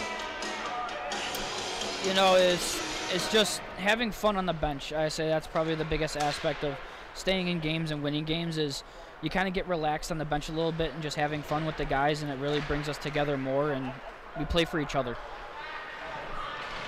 4:14 to go in the period. Hopefully in the interview that we'll have with you, I'll ask you the questions about who do you think's the most inspirational, and who do you think's the leader on the team, and what do you think about these guys, and hopefully it'll be one of those type interviews. I know we'll probably get into what are you doing, what's your future plans, all that kind of stuff, so we'll see how that works as far as that interview goes. 3:47 to go in the period. Puck is sent all the way down. We get an icing call here. Cooper, his 19th at 6:13 of the first, 7:58. Holmstrom, his 21st. 10:01 Moon, his 10th. 15:36 on the power play. Holmstrom, his 22nd. And then at 9:36 of the second period, shorthanded, Holmstrom, his 23rd and 4th shorthanded goal this season. The Ice Bears will get the last change here. Holmstrom's going to come off. Jamison McGrath will be on, the freshman from O'Fallon, Missouri. Furtado in to take the draw from Tyler Ott, and Ott wins it for Missouri State, and it goes to McGrath. He left side gets lined up, slammed into the boards, but he's okay with that. Play continues. Ice Bears get the change they need now, although Harper's been on the ice for a while. Puck connects with Dolan. Now Hurtado looking out in front. Moon deflects it away. Here might be a good break for Missouri State. Gerhardt catches up with it. Gerhardt blast in, save, rebound, loose, and covered up. Barrick will hold on to that one.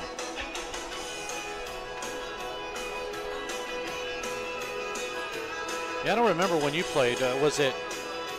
I'm trying to think who the post-game restaurant was. I don't know if we did that when I played yet. I know the Division I started doing the civil kitchen probably my senior year. I think that's right when we started doing the post-game dinners and stuff. Okay, I was thinking maybe Coyotes, but maybe not. Yeah, I think you're right. Here comes Dolan. Drive in, score! It may have been deflected on the way in, but it's a goal, and it breaks the shutout. It's 5-1. I bet you Blake Harper's really wishing he would have just touched that puck off sides now. Yeah. Here's Dolan. Now there was some traffic in front, but it was a good shot. That's definitely one of those breaks Illinois State needs in this game. 17-12 will be the time of the goal here in the second period. Dolan will get his 4th of the season. And that breaks the shutout. I did not say it this time, Scott. That's a good block by Harper there right in the slot. Harper's kind of been the all for Missouri State defensively and offensively.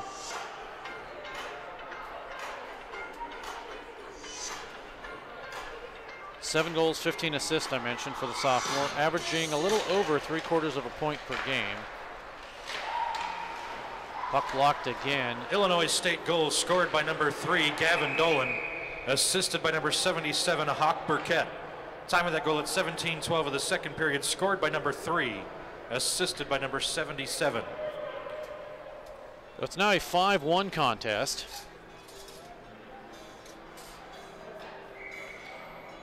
On the hand pass, puck outside the zone.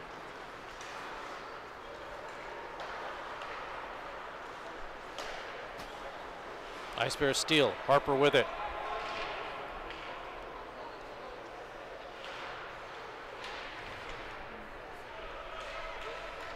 Shot in, deflected as Zaccardi got that one. Line change, Harper's finally off the ice. Now make that Houston on, number 6. He's going to play a 6th year. He can do that because of COVID. Not because he had it, but because pretty much everyone in the league did. There's, well, I mean that they had to cancel because of it. 140, right out in front, shot just missed, and right on the doorstep was Lasansky. Houston with a drive, it's blocked in front. Garnier is able to keep it in. Second effort, drops it down low. Goes behind the net, Cooper. Can he get it in front? Ice Bears have it, a backhander by Lasansky missed. Here's Cooper. Line change, and they're going to get the Triple C line on now with the Ice Bears.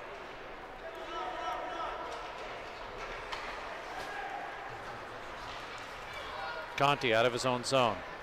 Illinois State with a change. Here's Conti, he comes through, and we are going to get a penalty. Delayed call. Ice Bears get the goaltender out, touched up. Penalty will be called.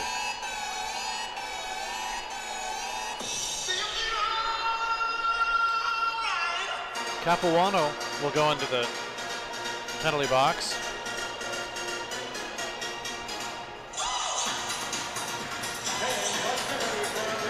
Thirteen penalties.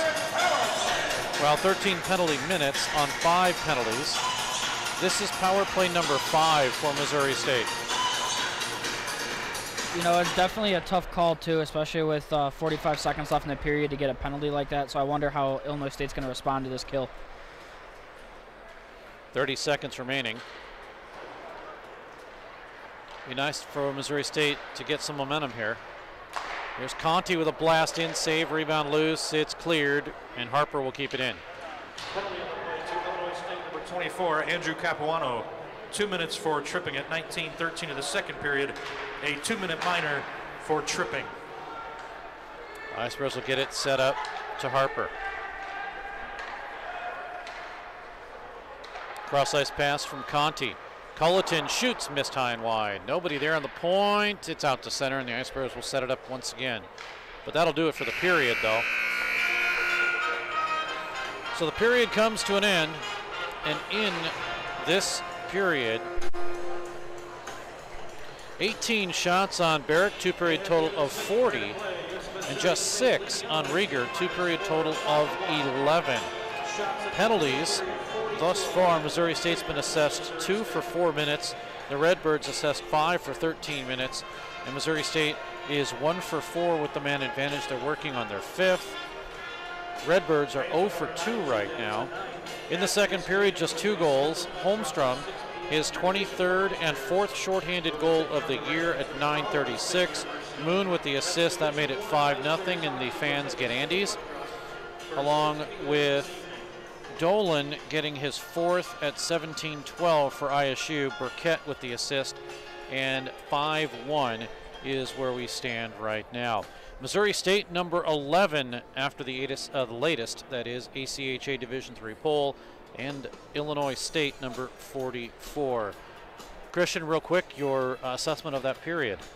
I think that was a really good period. It got a little sloppy here in the middle frame. Especially with a couple penalties, but I think they're going to do great for the third and just continue to keep playing their game. If I was in that locker room, I'd just say you got to stick to the game plan, stick to playing with each other, and then everything's going to start flowing your way. When we come back, the guy you just heard from, Christian Catalano, we'll talk to him, an interview back from around 2019 or so. We'll do that in just a moment. 5-1 Missouri State after 40 minutes. We'll be back. This is Barrel Bob, MoDOT's Work Zone spokesbarrel.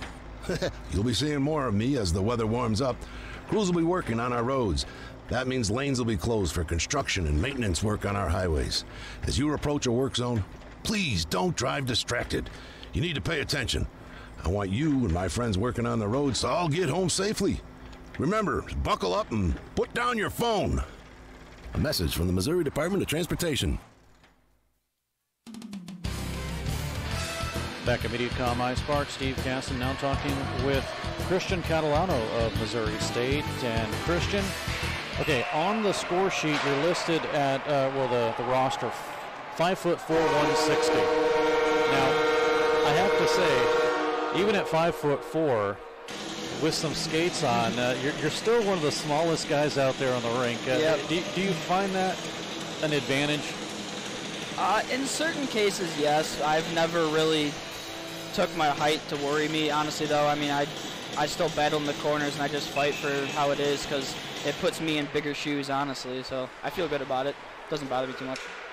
And it's kind of funny because, I mean, there's a lot of guys 6 foot something, especially the goalies. And yep.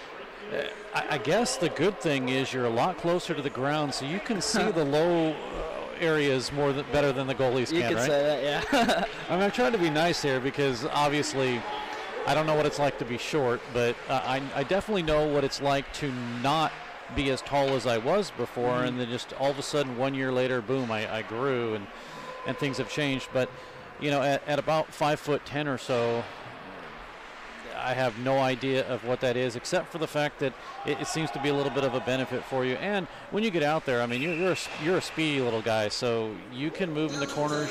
You've got the size to kind of hit, and so in a sense, you're kind of an all-around player. Exactly, yeah. That's I use that to my advantage a lot, and I've never, like I said, I've never had any worries about it. Nothing's ever made me a disadvantage, and I just keep playing and just bigger heart, I guess. Yesterday, you finally get your first goal. How did that feel to just kind of get the monkey off the back? Oh, it felt amazing. I mean, yeah, I fell during the celly. That's what it got me there. But I know it really, I needed that bad. It was. And we may or may not have gotten that on video. I don't know, but I saw it. Okay, so it was, yeah. Yep. And that's kind of a little embarrassing. But you know what? Hey, if anybody asks you to describe that first goal, they just need to look at the video, and they know that you were extremely excited for that. It was a really nice goal, too. I looked back at the video, and I mean, Rebello gave me a nice pass from the corner, and I just walked in from the half boards, dangled one guy, and just top shelf backhand. It was a nice first goal of the year, I can say that. Yeah, you know, and that was done with authority, too. Obviously, you knew kind of what you were doing in that respect. Yep. They do give you a lot of time. I noticed that, more time than a lot of the, I wouldn't say they're not a bad team, but they give you a lot more time than like the Nebraskas, the Arkansas teams that we play. And obviously they're a short bench, so they're going to do that. They're going to conserve the energy. Exactly. They had, I think, 11 skaters total last night. And let's touch on that. You touched about Arkansas. Arkansas was Nebraska was just kind of really a tough series, and I don't know. I mean, you can describe it, but it just seemed like from somebody on the outside watching that game that maybe the mental thoughts with Missouri State just weren't there in that series. I don't know if I wouldn't say it wasn't there. Personally, with some of the players, we felt that we had the biggest hearts during that series, and we fought the hardest we did all year. We just couldn't get the bad breaks, and that's how it's been all year. I mean, we are a fantastic team up and down the whole roster. We can't find that spark to get it going, and with the big win last night, that's going to start us going right now. Well, that's why I wanted to ask you and not really put words in your mouth and find out kind of what it was like. Like I say, as a fan, if you're looking at a fan from the outside, 8-1, and you look at this and you say, oh, well, they just didn't play that well. But you can turn it around. Same thing with Aurora yesterday with the big win that you had, 11-2. What was it from a fan point of view? But it sounds like it's just kind of like you say, that spark or something that's needed. And yesterday, with a lot of players getting their first goal, Sean Sullivan got his first goal.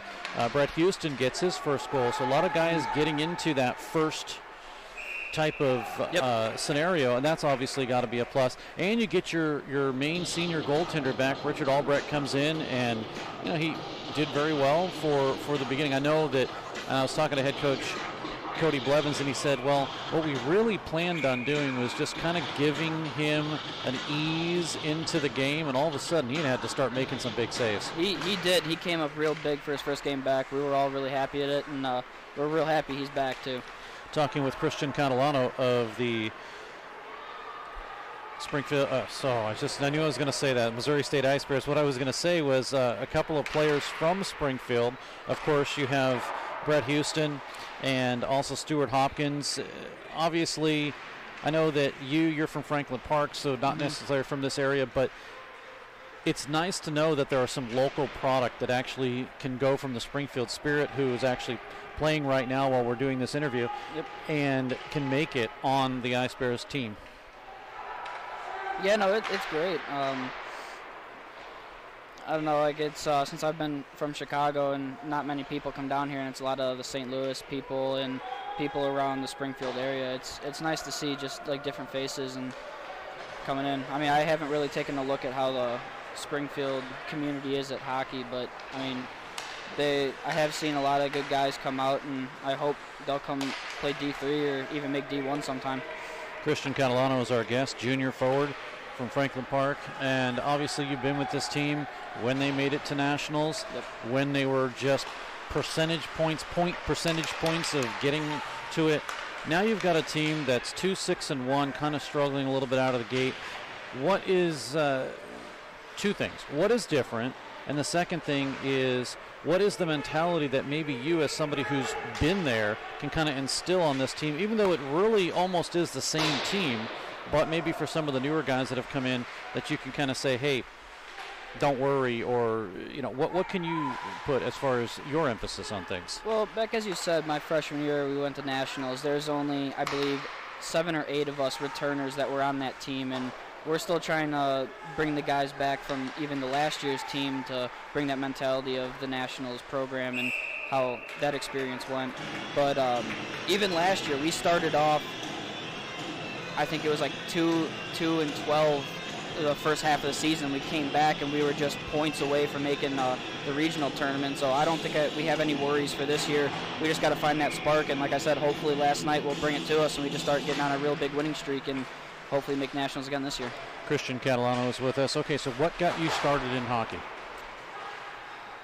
I think it was just my parents. I mean, they've never played, but I was like 3 years old and I wanted to start skating. And funny story is I got mad because I couldn't skate well, so I quit. And then a couple months later, I begged my parents to let me start skating again, and they almost wouldn't do it. But kind of glad they did, and I think they are too, because it's always fun. It's really fun, and I know they enjoy watching games and everything.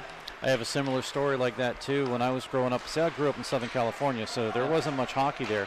But when I did go, my dad, I told my dad, I said, one day I want to go play hockey. He says, all right, I'll take you. So a couple of months later, Dad, I want to play hockey. All right, I'll take you. A year later, Dad, I want to play hockey. And that just went on for a couple of years. Finally, Dad, I want to play hockey. He's like, nope, not taking you. Why? I want to play hockey. It's been 3 years. You haven't gone. You're not going to go. And I got so mad that I just went around the neighborhood and I begged everybody to go take me to the rink. When my dad got wind of it, he finally said, okay, I'll take you to the rink. But, that was kind of the crazy story for me. But obviously, being able to grow up in an area where there is more hockey, that's a lot. It's a lot easier to get in, and of course, you started young, and that was a good thing. Me, I think I was about 12 or 13 by the time I started. Okay. Yep. Now, brothers, sisters? Nope. Only child here. So of course they're going to take care of you, right? Yeah, they have been. I'm very appreciative of that. Your parents come to a lot of the games, or do they watch any of them? Freshman year they came to a lot, but I mean, 600 miles away, it's kind of hard now, but they tune in every night to watch our games. Well, that's good to know. Do you remember, as we were talking with Christian Catalano of Missouri State, do you remember your first goal that you ever scored? I do. It's a really funny story, too. It was my first year playing, and it was almost the whole way through the year, and it was like the first time I watched the movie Miracle, and I wanted one of those Team USA jerseys, and my parents made a bet on me saying, if you score your first goal, we'll buy you the jersey. That day going to the rink, that night, I ended up scoring my first goal, and it was a very weird one because I was coming in, I hit the blue line, and I just dumped the puck in towards the net. And I don't know what the goalie was thinking. He went the other way, and it just went right in. It was funny. It was real funny. But and so there was no clarification on how pretty the goal had to be, just nope. as long as you scored it, right? As long as I scored my first goal, I got that jersey, and they kind of hate me for that now, but. I was going to say, did they kind of look at each other and say, who is the one, your mom or your dad, that said, hey, we promised him? It was my dad that said that. So he kind of had to convince your mom, okay, you're going to have to do this. Yep. But now, do you still have that jersey? I do, and it's actually hanging up in my room down here. Very nice. Do you have a jersey collection at all? I do a little bit, not that many, but I have a couple Blues jerseys and Hawks jerseys sitting around. Are the Blues your favorite team? Yes, you can hear it here. The guy from Chicago, the Blues are my favorite team. Oh, that's tough. I'm a rare breed. Yeah, that is. And what turned you on to the Blues versus Chicago? It's mostly, I was a real big TJ Oshie fan. Now, a few years back going into high school, I used to do hockey camps down in Minnesota, and he used to go there, and I actually had an opportunity to skate with him for a day, and just meeting him and talking to him in person was fantastic, and he's just a great player, and I started to strive to kind of play like he did, and that's what got me towards the Blues, and I've just been a fan ever since. Not a Washington fan then, right? No, I couldn't do that. I still like Oshie, but I can't turn to Washington. Christian Catalano is joining us, and you play on this team now for another year. You've got what are you going to be when you grow up?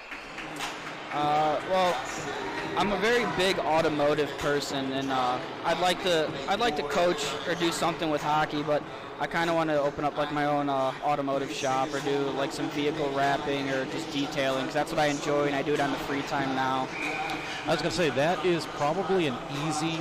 What I mean by easy, I mean it's going to give you a lot of free time. It's not something like a desk job, 9 to 5. You can't go anywhere. I mean, if you're the owner, you can take off and do what you want to do, go do hockey and what have you, and you're not bound to any of that stuff. Yeah, it's I don't know. I take a lot of enjoyment in cars and all that, so I wanted to do something with it. And after doing a couple business projects, I was doing a lot of research and stuff, and to me it's not really worth the money. Yeah, I want to make a lot of money when I'm older, but I'd rather enjoy what I like doing than making a ton of money and hating every day going into work or whatnot. So. Christian Catalano joining us of Missouri State. And Christian, I wish everybody at the end of interviews more goals. So you got your first one yesterday, maybe more this weekend. I hope so. For the rest of the season. All right, well, thanks so much for doing this. Thank you. We'll take a break, be back, more hockey coming up in a moment.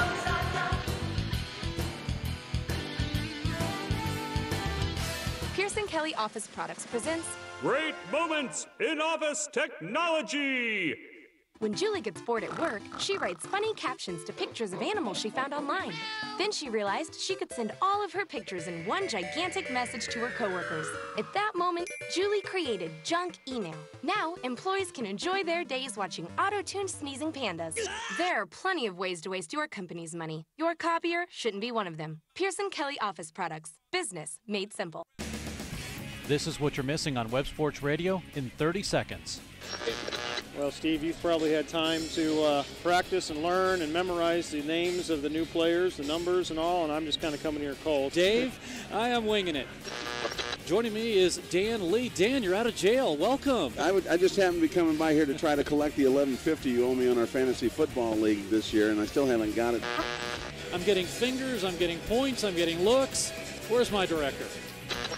Hey, what are you trying to say? I haven't done this in a while? Is that what you're saying? Basically. Yeah, okay. Well, new rule change. Everything's changed. They play hockey on feet now. Oh, I guess that really didn't work too well, did it? It's Missouri State Hockey on websportsradio.com. Join us. Let's head for the third period. Here's Steve Casson. Along with Scott Lutzke on graphics, Adam Sprock doing camera work for us, and Christian Catalano also in the broadcast booth. And Christian, so at the end there you said, yeah, the money doesn't matter. I just like doing what I'm doing. Is that still true?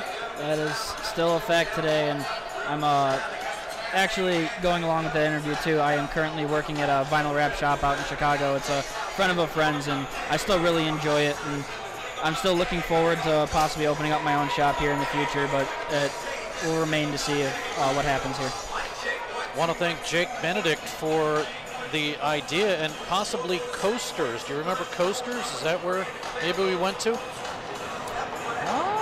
I'm not 100% sure. Well, one thing I got to say about Jake is he watches every single game. He's always commenting on every single game. Jake, thanks so much. And yes, to your suggestion of the Bobby Hull interview, I may do that next weekend. We'll replay the interview that I had with Bobby the Brett Hull. That's all I'll say. We were talking about his son, and then right when I introduced him, I said Brett Hull. Wasn't good.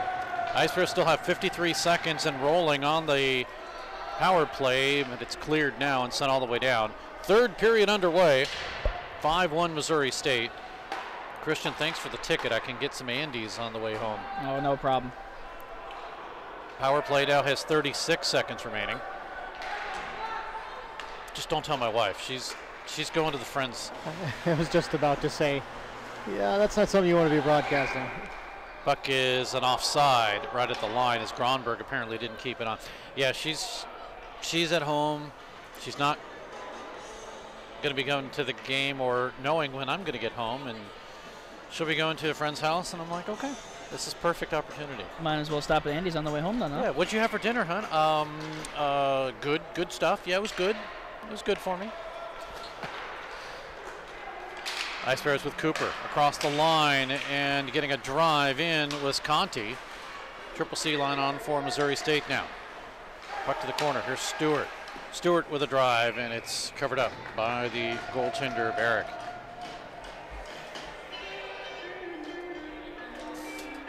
Seven seconds remaining in the power play. Missouri State has a 5-1 lead. Don't forget, coming up at 6 o'clock, we will have hopefully some time between now and 6 o'clock as we go back to 5-on-5 to kind of catch our breath. We've been running behind all day. Oh, almost too many men.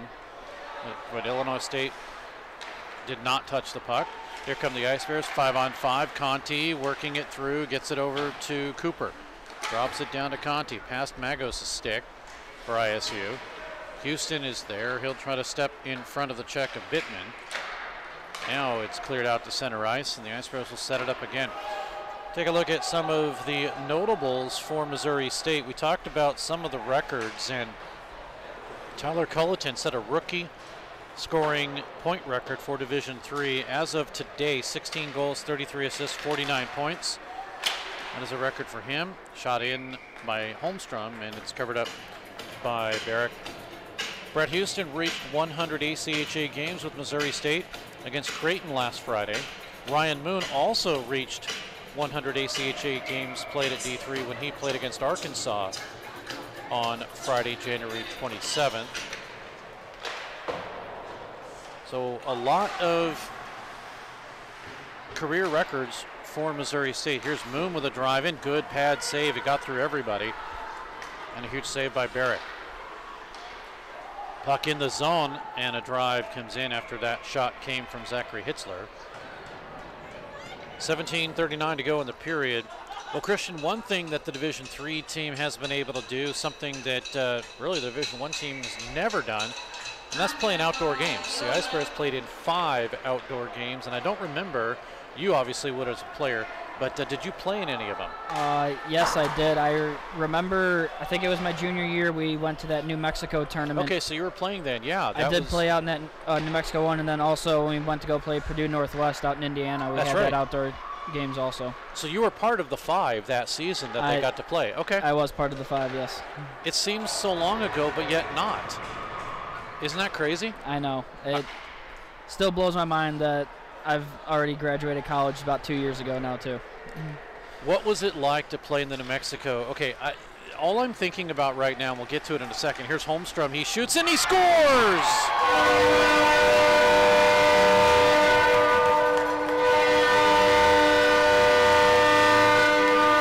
That would be Holmstrom's 4th goal of the night. That is his 4th And if I remember correctly, was it earlier this year or last season? Didn't he have 5 goals in one game and almost making a record too? Yeah, he had 5, and I believe that is the record. I know no team, either Division I or III, has scored 6. So Holmstrom gets his 24th of the season. It's 6-1. We'll hear from Kevin Thorough the specifics of this one. But his 24th even strength goal, he does have a shorthanded goal here tonight and a power play goal. Ice Bears goal, scoring his 4th of the game, number 18, Jacob Holmstrom. Assisted by number 9, Zach Zaccardi. Time of that goal at 3:03 of the 3rd period, scored by number 18, assisted by number 9. That's a Missouri State. Yeah, it's a Missouri State Ice Bears goal. Of course, the fans are now working on double Andes, right? Yeah, Isn't that how that works? We've already figured that out. You do not get double Andes because the Ice Bears have you scored. Have double tickets. If you have 2 tickets from this weekend, you do. True. That is very true. But you know the problem, though?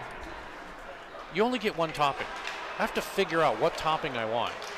And I have several favorites. Well, if you get 2 Andes, you take the toppings off of one and put it on the other, and now you have a 2 topping. Oh, you're saying, okay, mix it together. Okay. All right. That would work. Then you have one big, huge conglomeration. We get a stoppage and play for what's going to be a penalty. It will be assessed to Evan Lasansky. 3rd penalty against Missouri State. 3rd power play for the Redbirds. I believe it's a rough, yep. So Christian, what I wanted to talk about, and if you ever seen the movie Mystery Alaska? I have. It's been a long time. It's when they were trying to freeze out the New York Rangers and they were going back and forth to the dressing room between stoppages and stuff like that. So I wanted to ask you about the New Mexico tournament. I had heard that you guys were so cold during that New Mexico tournament that it was almost like that. It definitely was. Here's a shot missing up high by Daniger. 42, Evan Lasansky. 2 minutes for roughing at 4:15 of the 3rd period. So it is roughing. But did you guys didn't obviously go off the bench or anything like that during the play, but in the intermission you went in some place by a fire possibly? Yeah, there was a little fire pit, specifically at the Indiana outdoor rink. There's a little fire pit just outside the little ice rink, and a bunch of us gathered around there. Going back to the New Mexico trip, there was like a small little recreational building that was heated, and we all jam-packed inside there in between periods just to get some warmth. Obviously, New Mexico, they're used to it, so well, not a big deal, right? I guess for them, no. But or they have a special place that they got to play in or hide in or whatever. My wife is actually right here, is from New Mexico. That's where she grew up out of Roswell, and so I've witnessed some ice and cold out there. It does happen. It gets really cold. And then, of course, they have a mountain out there, too. So. Okay, forgive me, but she's not an alien, is she? Well, that's yet to be determined. I keep asking for a green card, and she looks at me with, crazy-eyed. Oh, that's not the alien I was talking about. Oh, no, I do. Roswell is actually quite an interesting place. Everything's adorned in alien everything. The street lights are little alien heads. It's interesting. I do want to go see the place. It was definitely really cool playing on that rink. You look to your left, you see a bunch of snow on the mountains. You look to your right, and it almost looks like a desert when it's negative 20 outside. That's crazy. That's interesting. So it's right there on the line. Yes. Ice Bears, though, with 4 seconds remaining until they're finished being shorthanded. They do have a shorthanded goal. Here comes Harper out in front. Good defensive play with some stick work by the goaltender, Barrick. Puck sent in on laid offside by Gerhardt. And the Ice Bears clear. 13:32 to go in this period. And Missouri State has to clear again. Garcia. Mario, 1 goal, 2 assists for him out of Elmwood Park, Illinois. That was one of the players I got to help coach last season in high school. Yeah, who was the other you said? Seamus Malahy, number 55 for Illinois State. Now, he is related to Joe, I assume. He is. Joe's a little bit older. I didn't get the privilege of coaching with him either, but they're still Notre Dame College Prep alumni, and I got to support them somehow. Ice Bears almost stole. It is cleared out to center. They'll rework it again. Play stays in. Holmstrom thought he was offside, but it was not. Puck one-handed down by Engelbretson. Now Missouri State with Holmstrom to Moon. 3-on-2 if they hurry, but Moon will one-hand it down all the way around, getting around the check of Capuano. Drummond to the left side. Gerhardt will push his way through. He'll let it go to Gronberg. Gronberg, who has an ice rink on his house. Did you go to play at the ice rink? I did. I think it was when we were coming back from playing KU. We ended up stopping at his family's house, and they made us dinner and everything, and we got to hang out at the house for a little bit and skate in his outdoor rink, and it was actually a really awesome time. That has got to be fun to be able to do that, skate on an outdoor rink and just look up, like you said, and see the mountains, to see everything. Aside from the fact that you get to play a real game there, how long did it take for you to kind of come down from the high of, oh my gosh, we're really doing this? You know, I'm not really sure, because I've been fortunate enough to play in a lot of outdoor games growing up being in Chicago. There's a lot of outdoor rinks, and from my youth career to even high school, and then even coaching. We actually had an opportunity last year. I coached our high school team in an outdoor game, which I think now is more comfortable for me since I've done it quite a few, but I can imagine for some people who haven't played or been outside for a game, could be a little frustrating and trying to stay warm. Odd at the half boards, taken away by Magos, and it's out to center, where it'll be Daniger to send it back in. Actually, no, that is Matthew Gardnier, 20. Being from Minnesota myself, I have fond memories of frostbitten toes growing up as a kid playing pond hockey.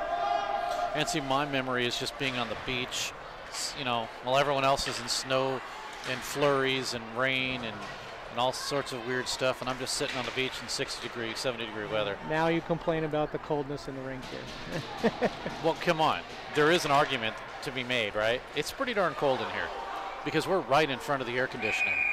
Now we get a guy that's lying flat on the ice for Missouri State, Ozdek, and I believe that will draw a penalty. We'll take a look at how all of that happened. You can see the play. There's the push from behind, and then finally the trip down. And going into the box will be Michael Magos. 2 minutes for him. Power play number 6 for Missouri State.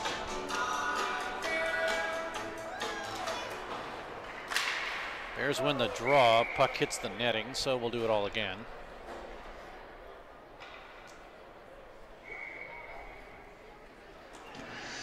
Now, the one thing that I think D3 needs to do, I know D1 has this, but getting an alumni together, playing an alumni game.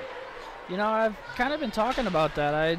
I don't even think when I played my 4 years here, we even had an alumni game, and I'd love to have another excuse to come back down and visit Springfield and visit all the families out here that supported us too, that come out every night also. Here's Garnier working the power play. Gamble. Boarding at 9:15 of the third. Shot in front, tip, score!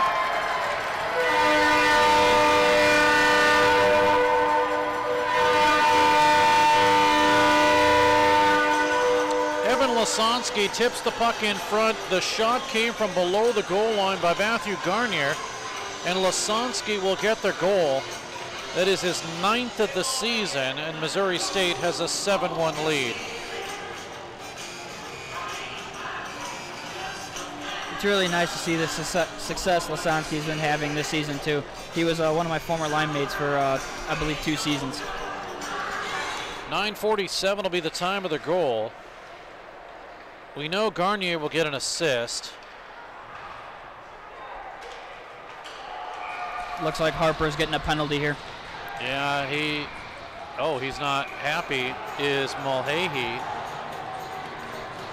Did he draw another one? Nope, just gonna be Harper. 4 penalties, 8 minutes against Missouri State. And this will be number 4 for the Redbirds.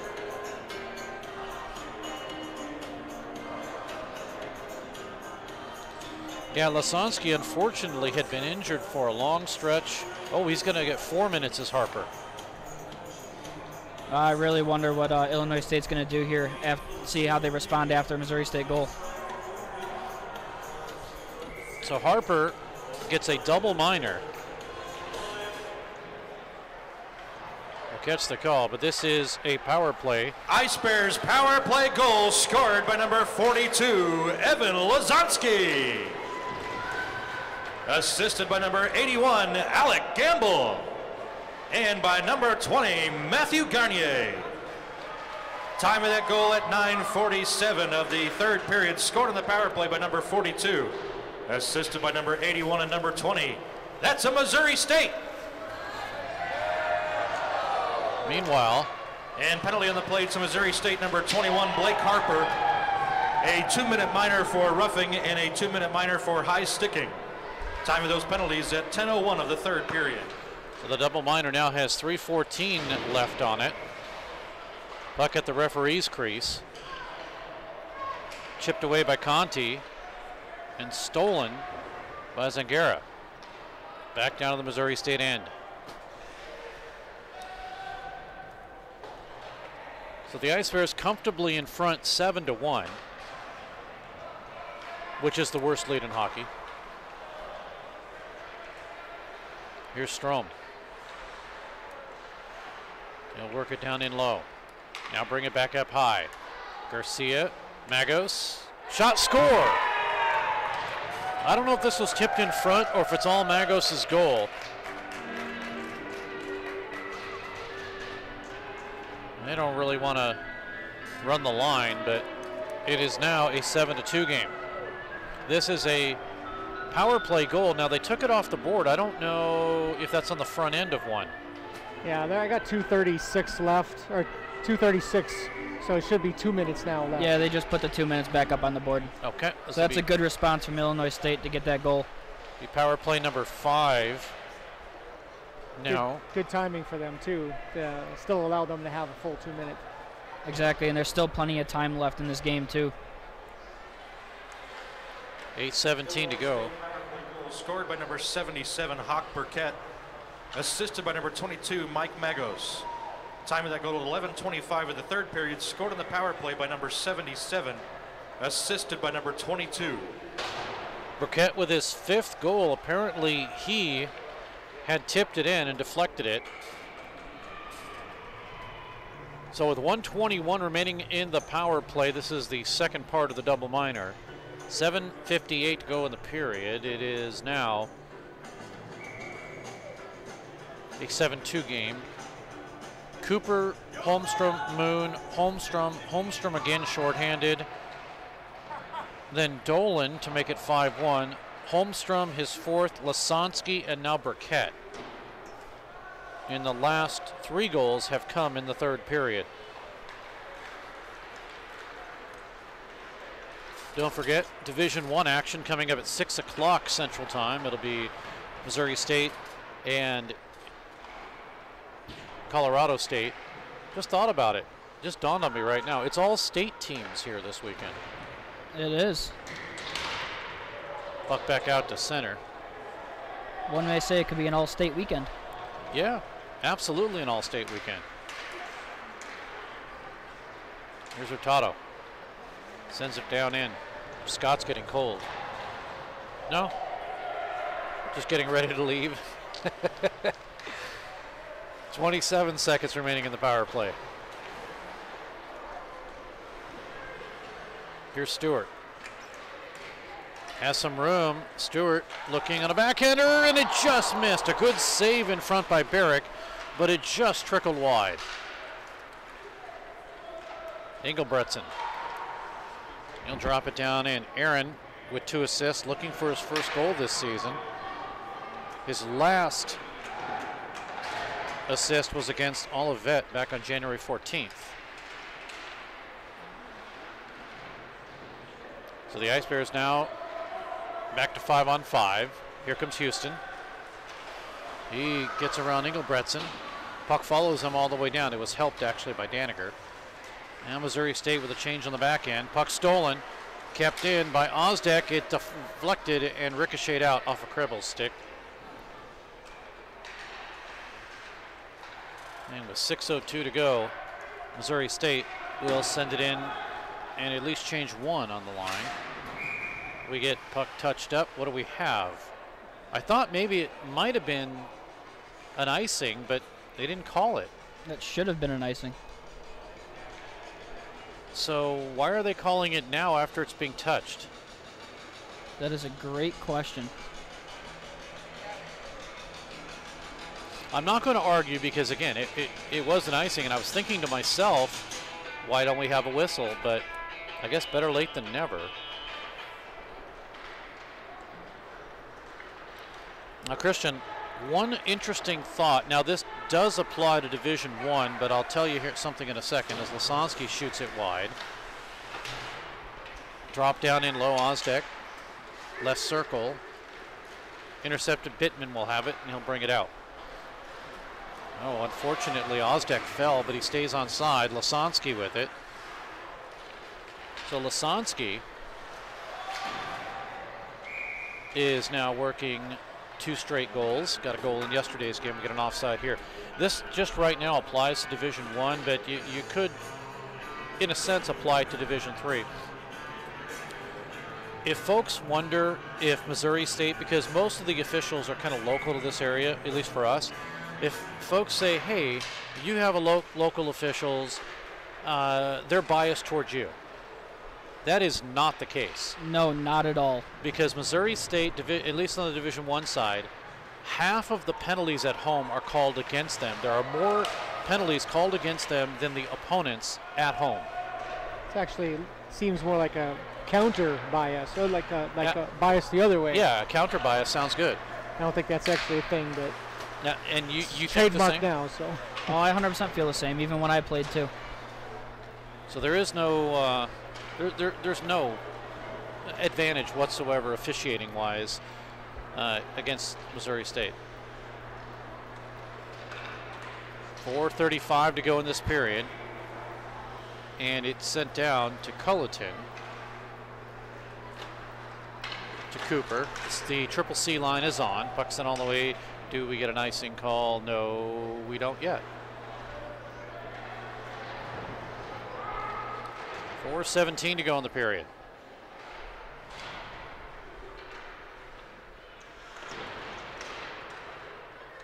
And the Ice Bears content to kind of let the time run out here. Good save there in front by Rager, who hasn't seen very many. A bouncing puck into the zone. Conti, as he races for it. It was loose for a second, and Barrick is able to hold on. Shots 48-18.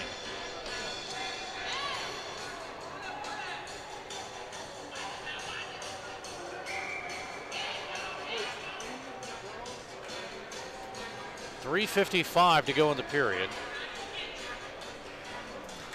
Strawman with Moon. Moon wins it. Holmstrom has it. He shoots, and it was fought for and held on to by Barrick.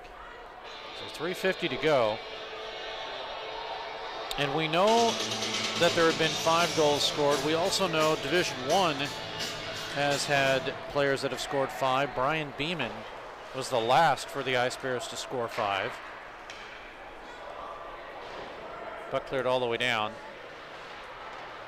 into the Missouri State zone. Moon behind the net. Now Moon with some room to Holmstrom. Across the line, Holmstrom ducks under a check. Holmstrom double team, we're gonna get a penalty. Ice Bears have it in front, and a save as Gerhardt was standing there, but a penalty will be called. It's a check from behind. And I wonder, do we get 5 here? The officials are discussing this.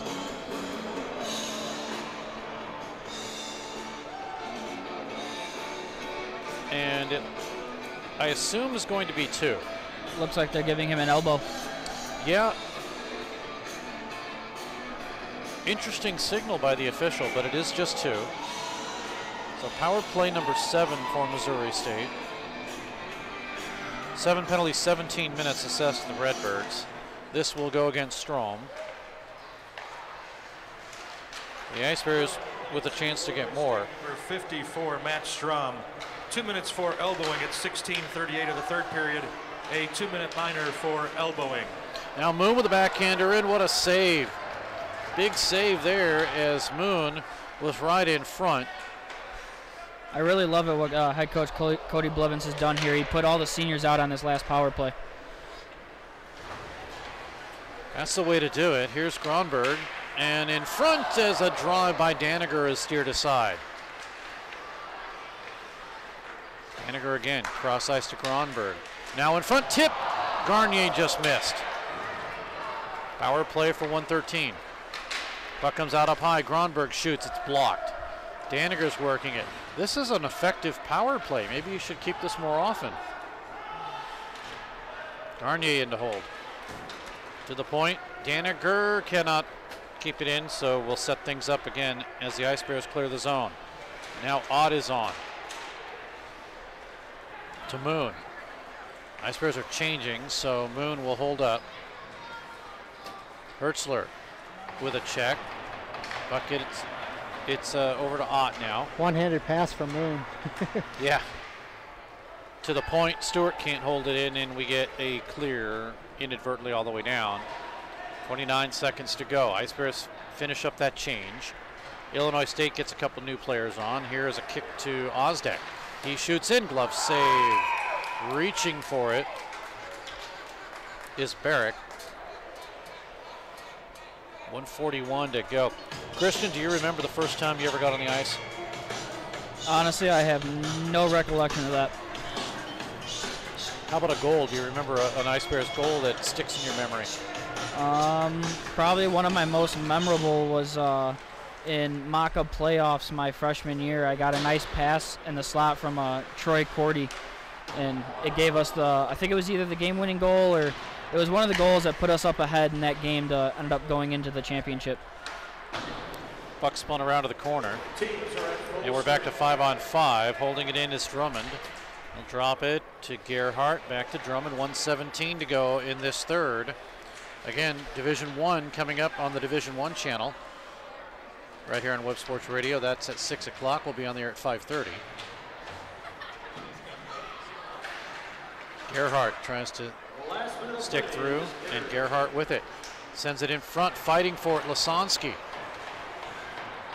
Lasansky wanted to spin around and shoot that puck so bad. Yeah, he did, and just couldn't break free. Now Lasansky in front again. Here is a drive. Stewart score!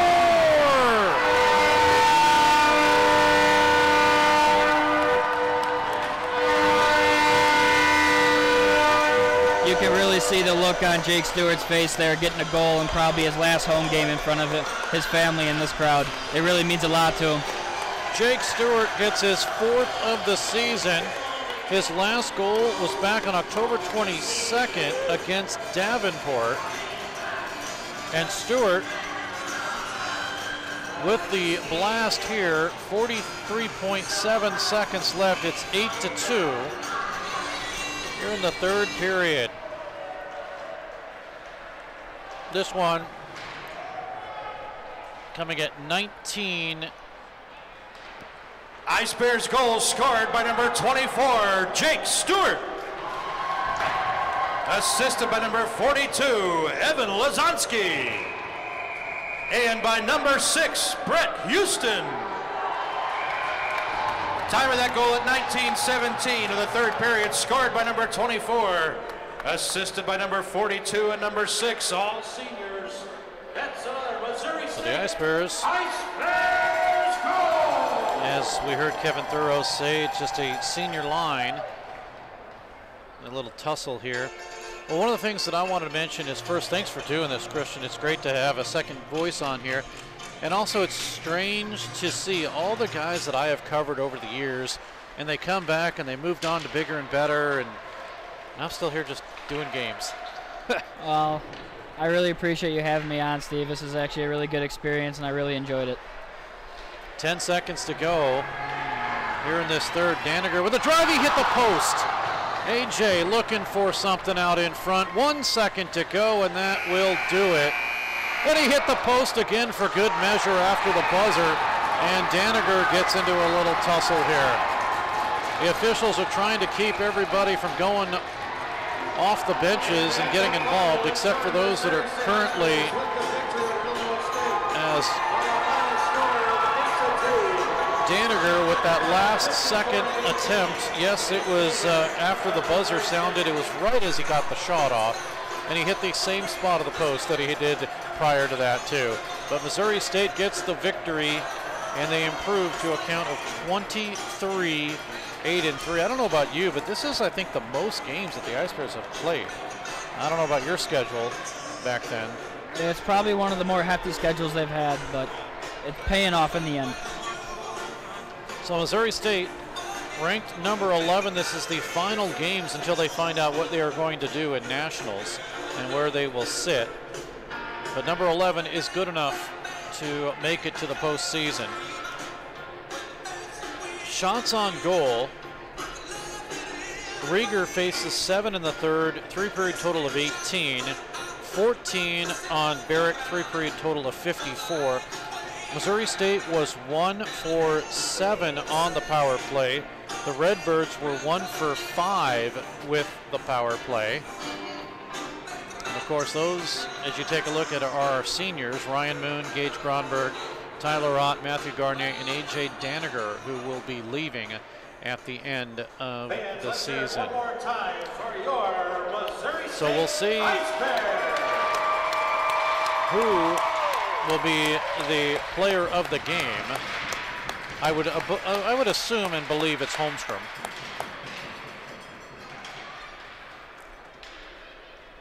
And as both teams make their way off, we know Kevin's out there. We see Ryan Moon standing there. I don't know if it's him.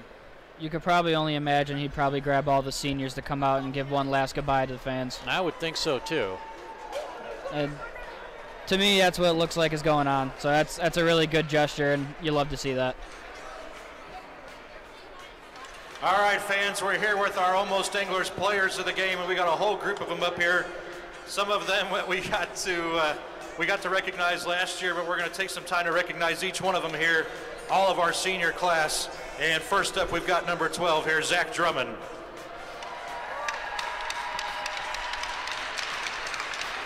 Every single senior up here, I think, except for maybe one, got a point tonight. What happened with you?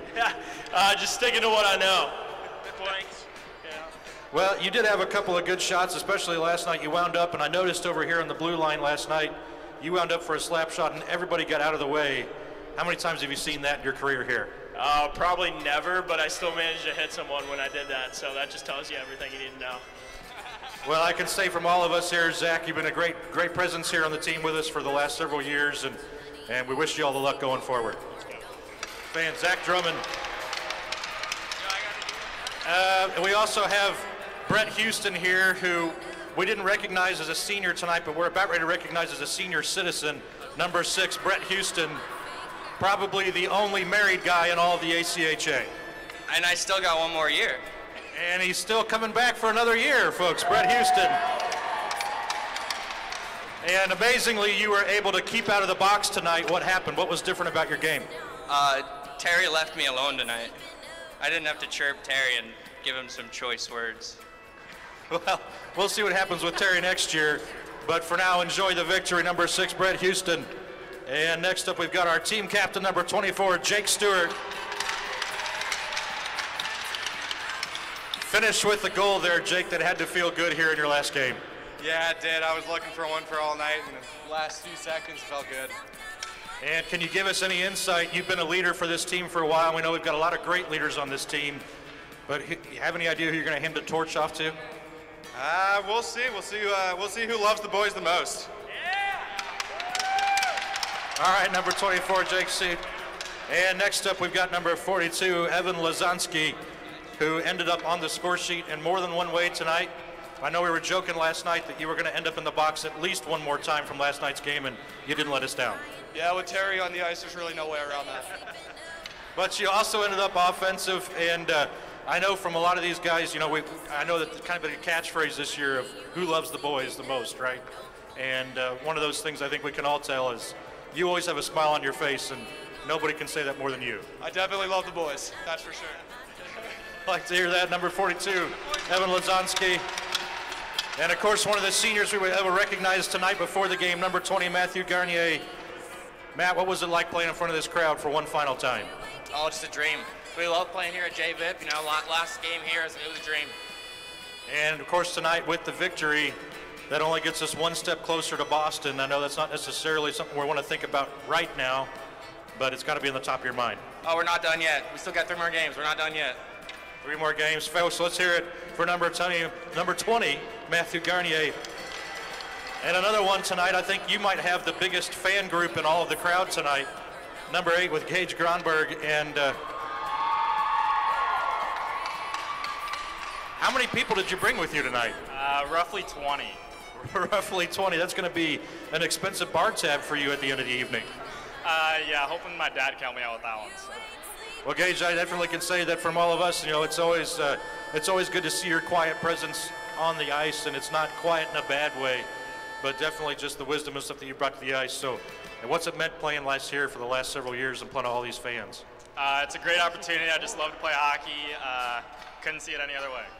Fans, let's hear it for number 8 here, Mr. Gronberg. And we move on to number 27, A.J. Daniger, who we know your family's always up in the stands. Every game we hear him screaming up there, and that's got to make it a little more fun to play here at JVIP. Oh yeah, absolutely. I mean, having family in town is great, and especially the ones that come down from St. Louis and Joplin. I hear like it's really meaningful to travel all this way for me. You have to be one of the best interviewers in all of this team. So what's next for you? Politics, maybe? I don't know about that. I don't want to get involved in all that business. Number 27, A.J. Daniger.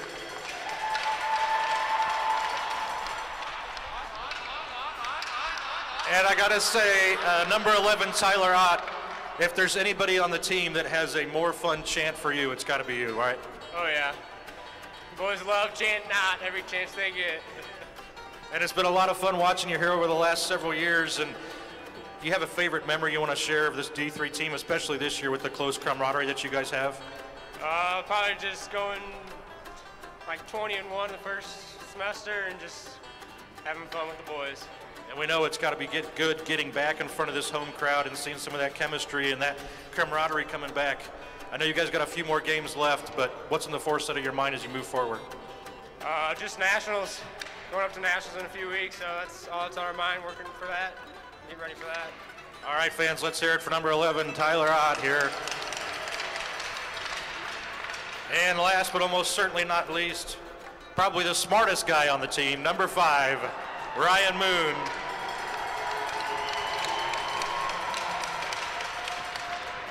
And Ryan, we were kind of joking in the box that whenever you did a little spinorama over here, do you actually think about the probability of your shots and goals and the angles before you take a shot? You know, I think there's a little bit of thought to it, but I think it's mostly instinct. There's a lot of instinct there for sure, and we've watched that with you for several years here, being from Springfield. And I know that there's so many guys on here from local, not just Springfield, but Missouri. And does that play a part in the chemistry as we move forward? Totally. Me, Garnier, Houston, Daniger, we grew up in this ice rink. Probably started skating on this ice whenever we were 5 years old, so it's pretty surreal being able to finish it off and have our last game here. And I know you've got quite a bit of family up there in the stands, just like you do for every single game. Anything you want to say to them specifically for all the support? Yeah, I just want to thank my family and all the fans coming out. I really appreciate your guys' support throughout all my years of hockey and just supporting the Missouri State Ice Bears. All right, fans, that's number 5, Ryan Moon. And let's take a moment to say congratulations to all of these senior players. We've got quite a senior class this year.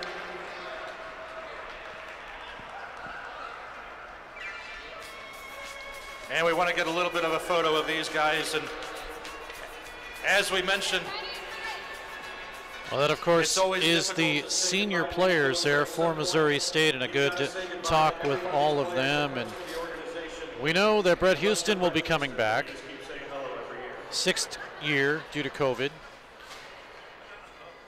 And as that continues on, we will get ready for the second game. Christian, again, I want to thank you for joining me, and hopefully this might renew your vigor for maybe wanting to get on a broadcast or two.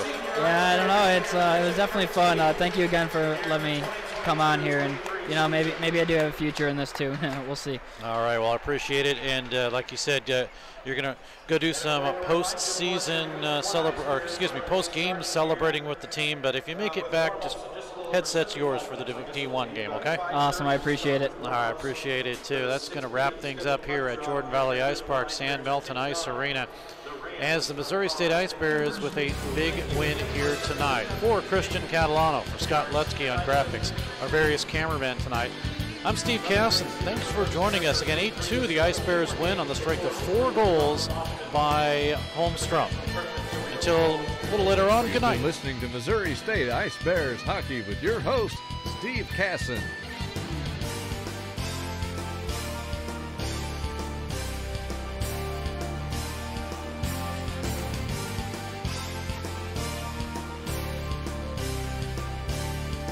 Thank you for tuning in to tonight's game. Ice Bears hockey is a presentation of DS Sports Enterprises and WebSportsRadio.com.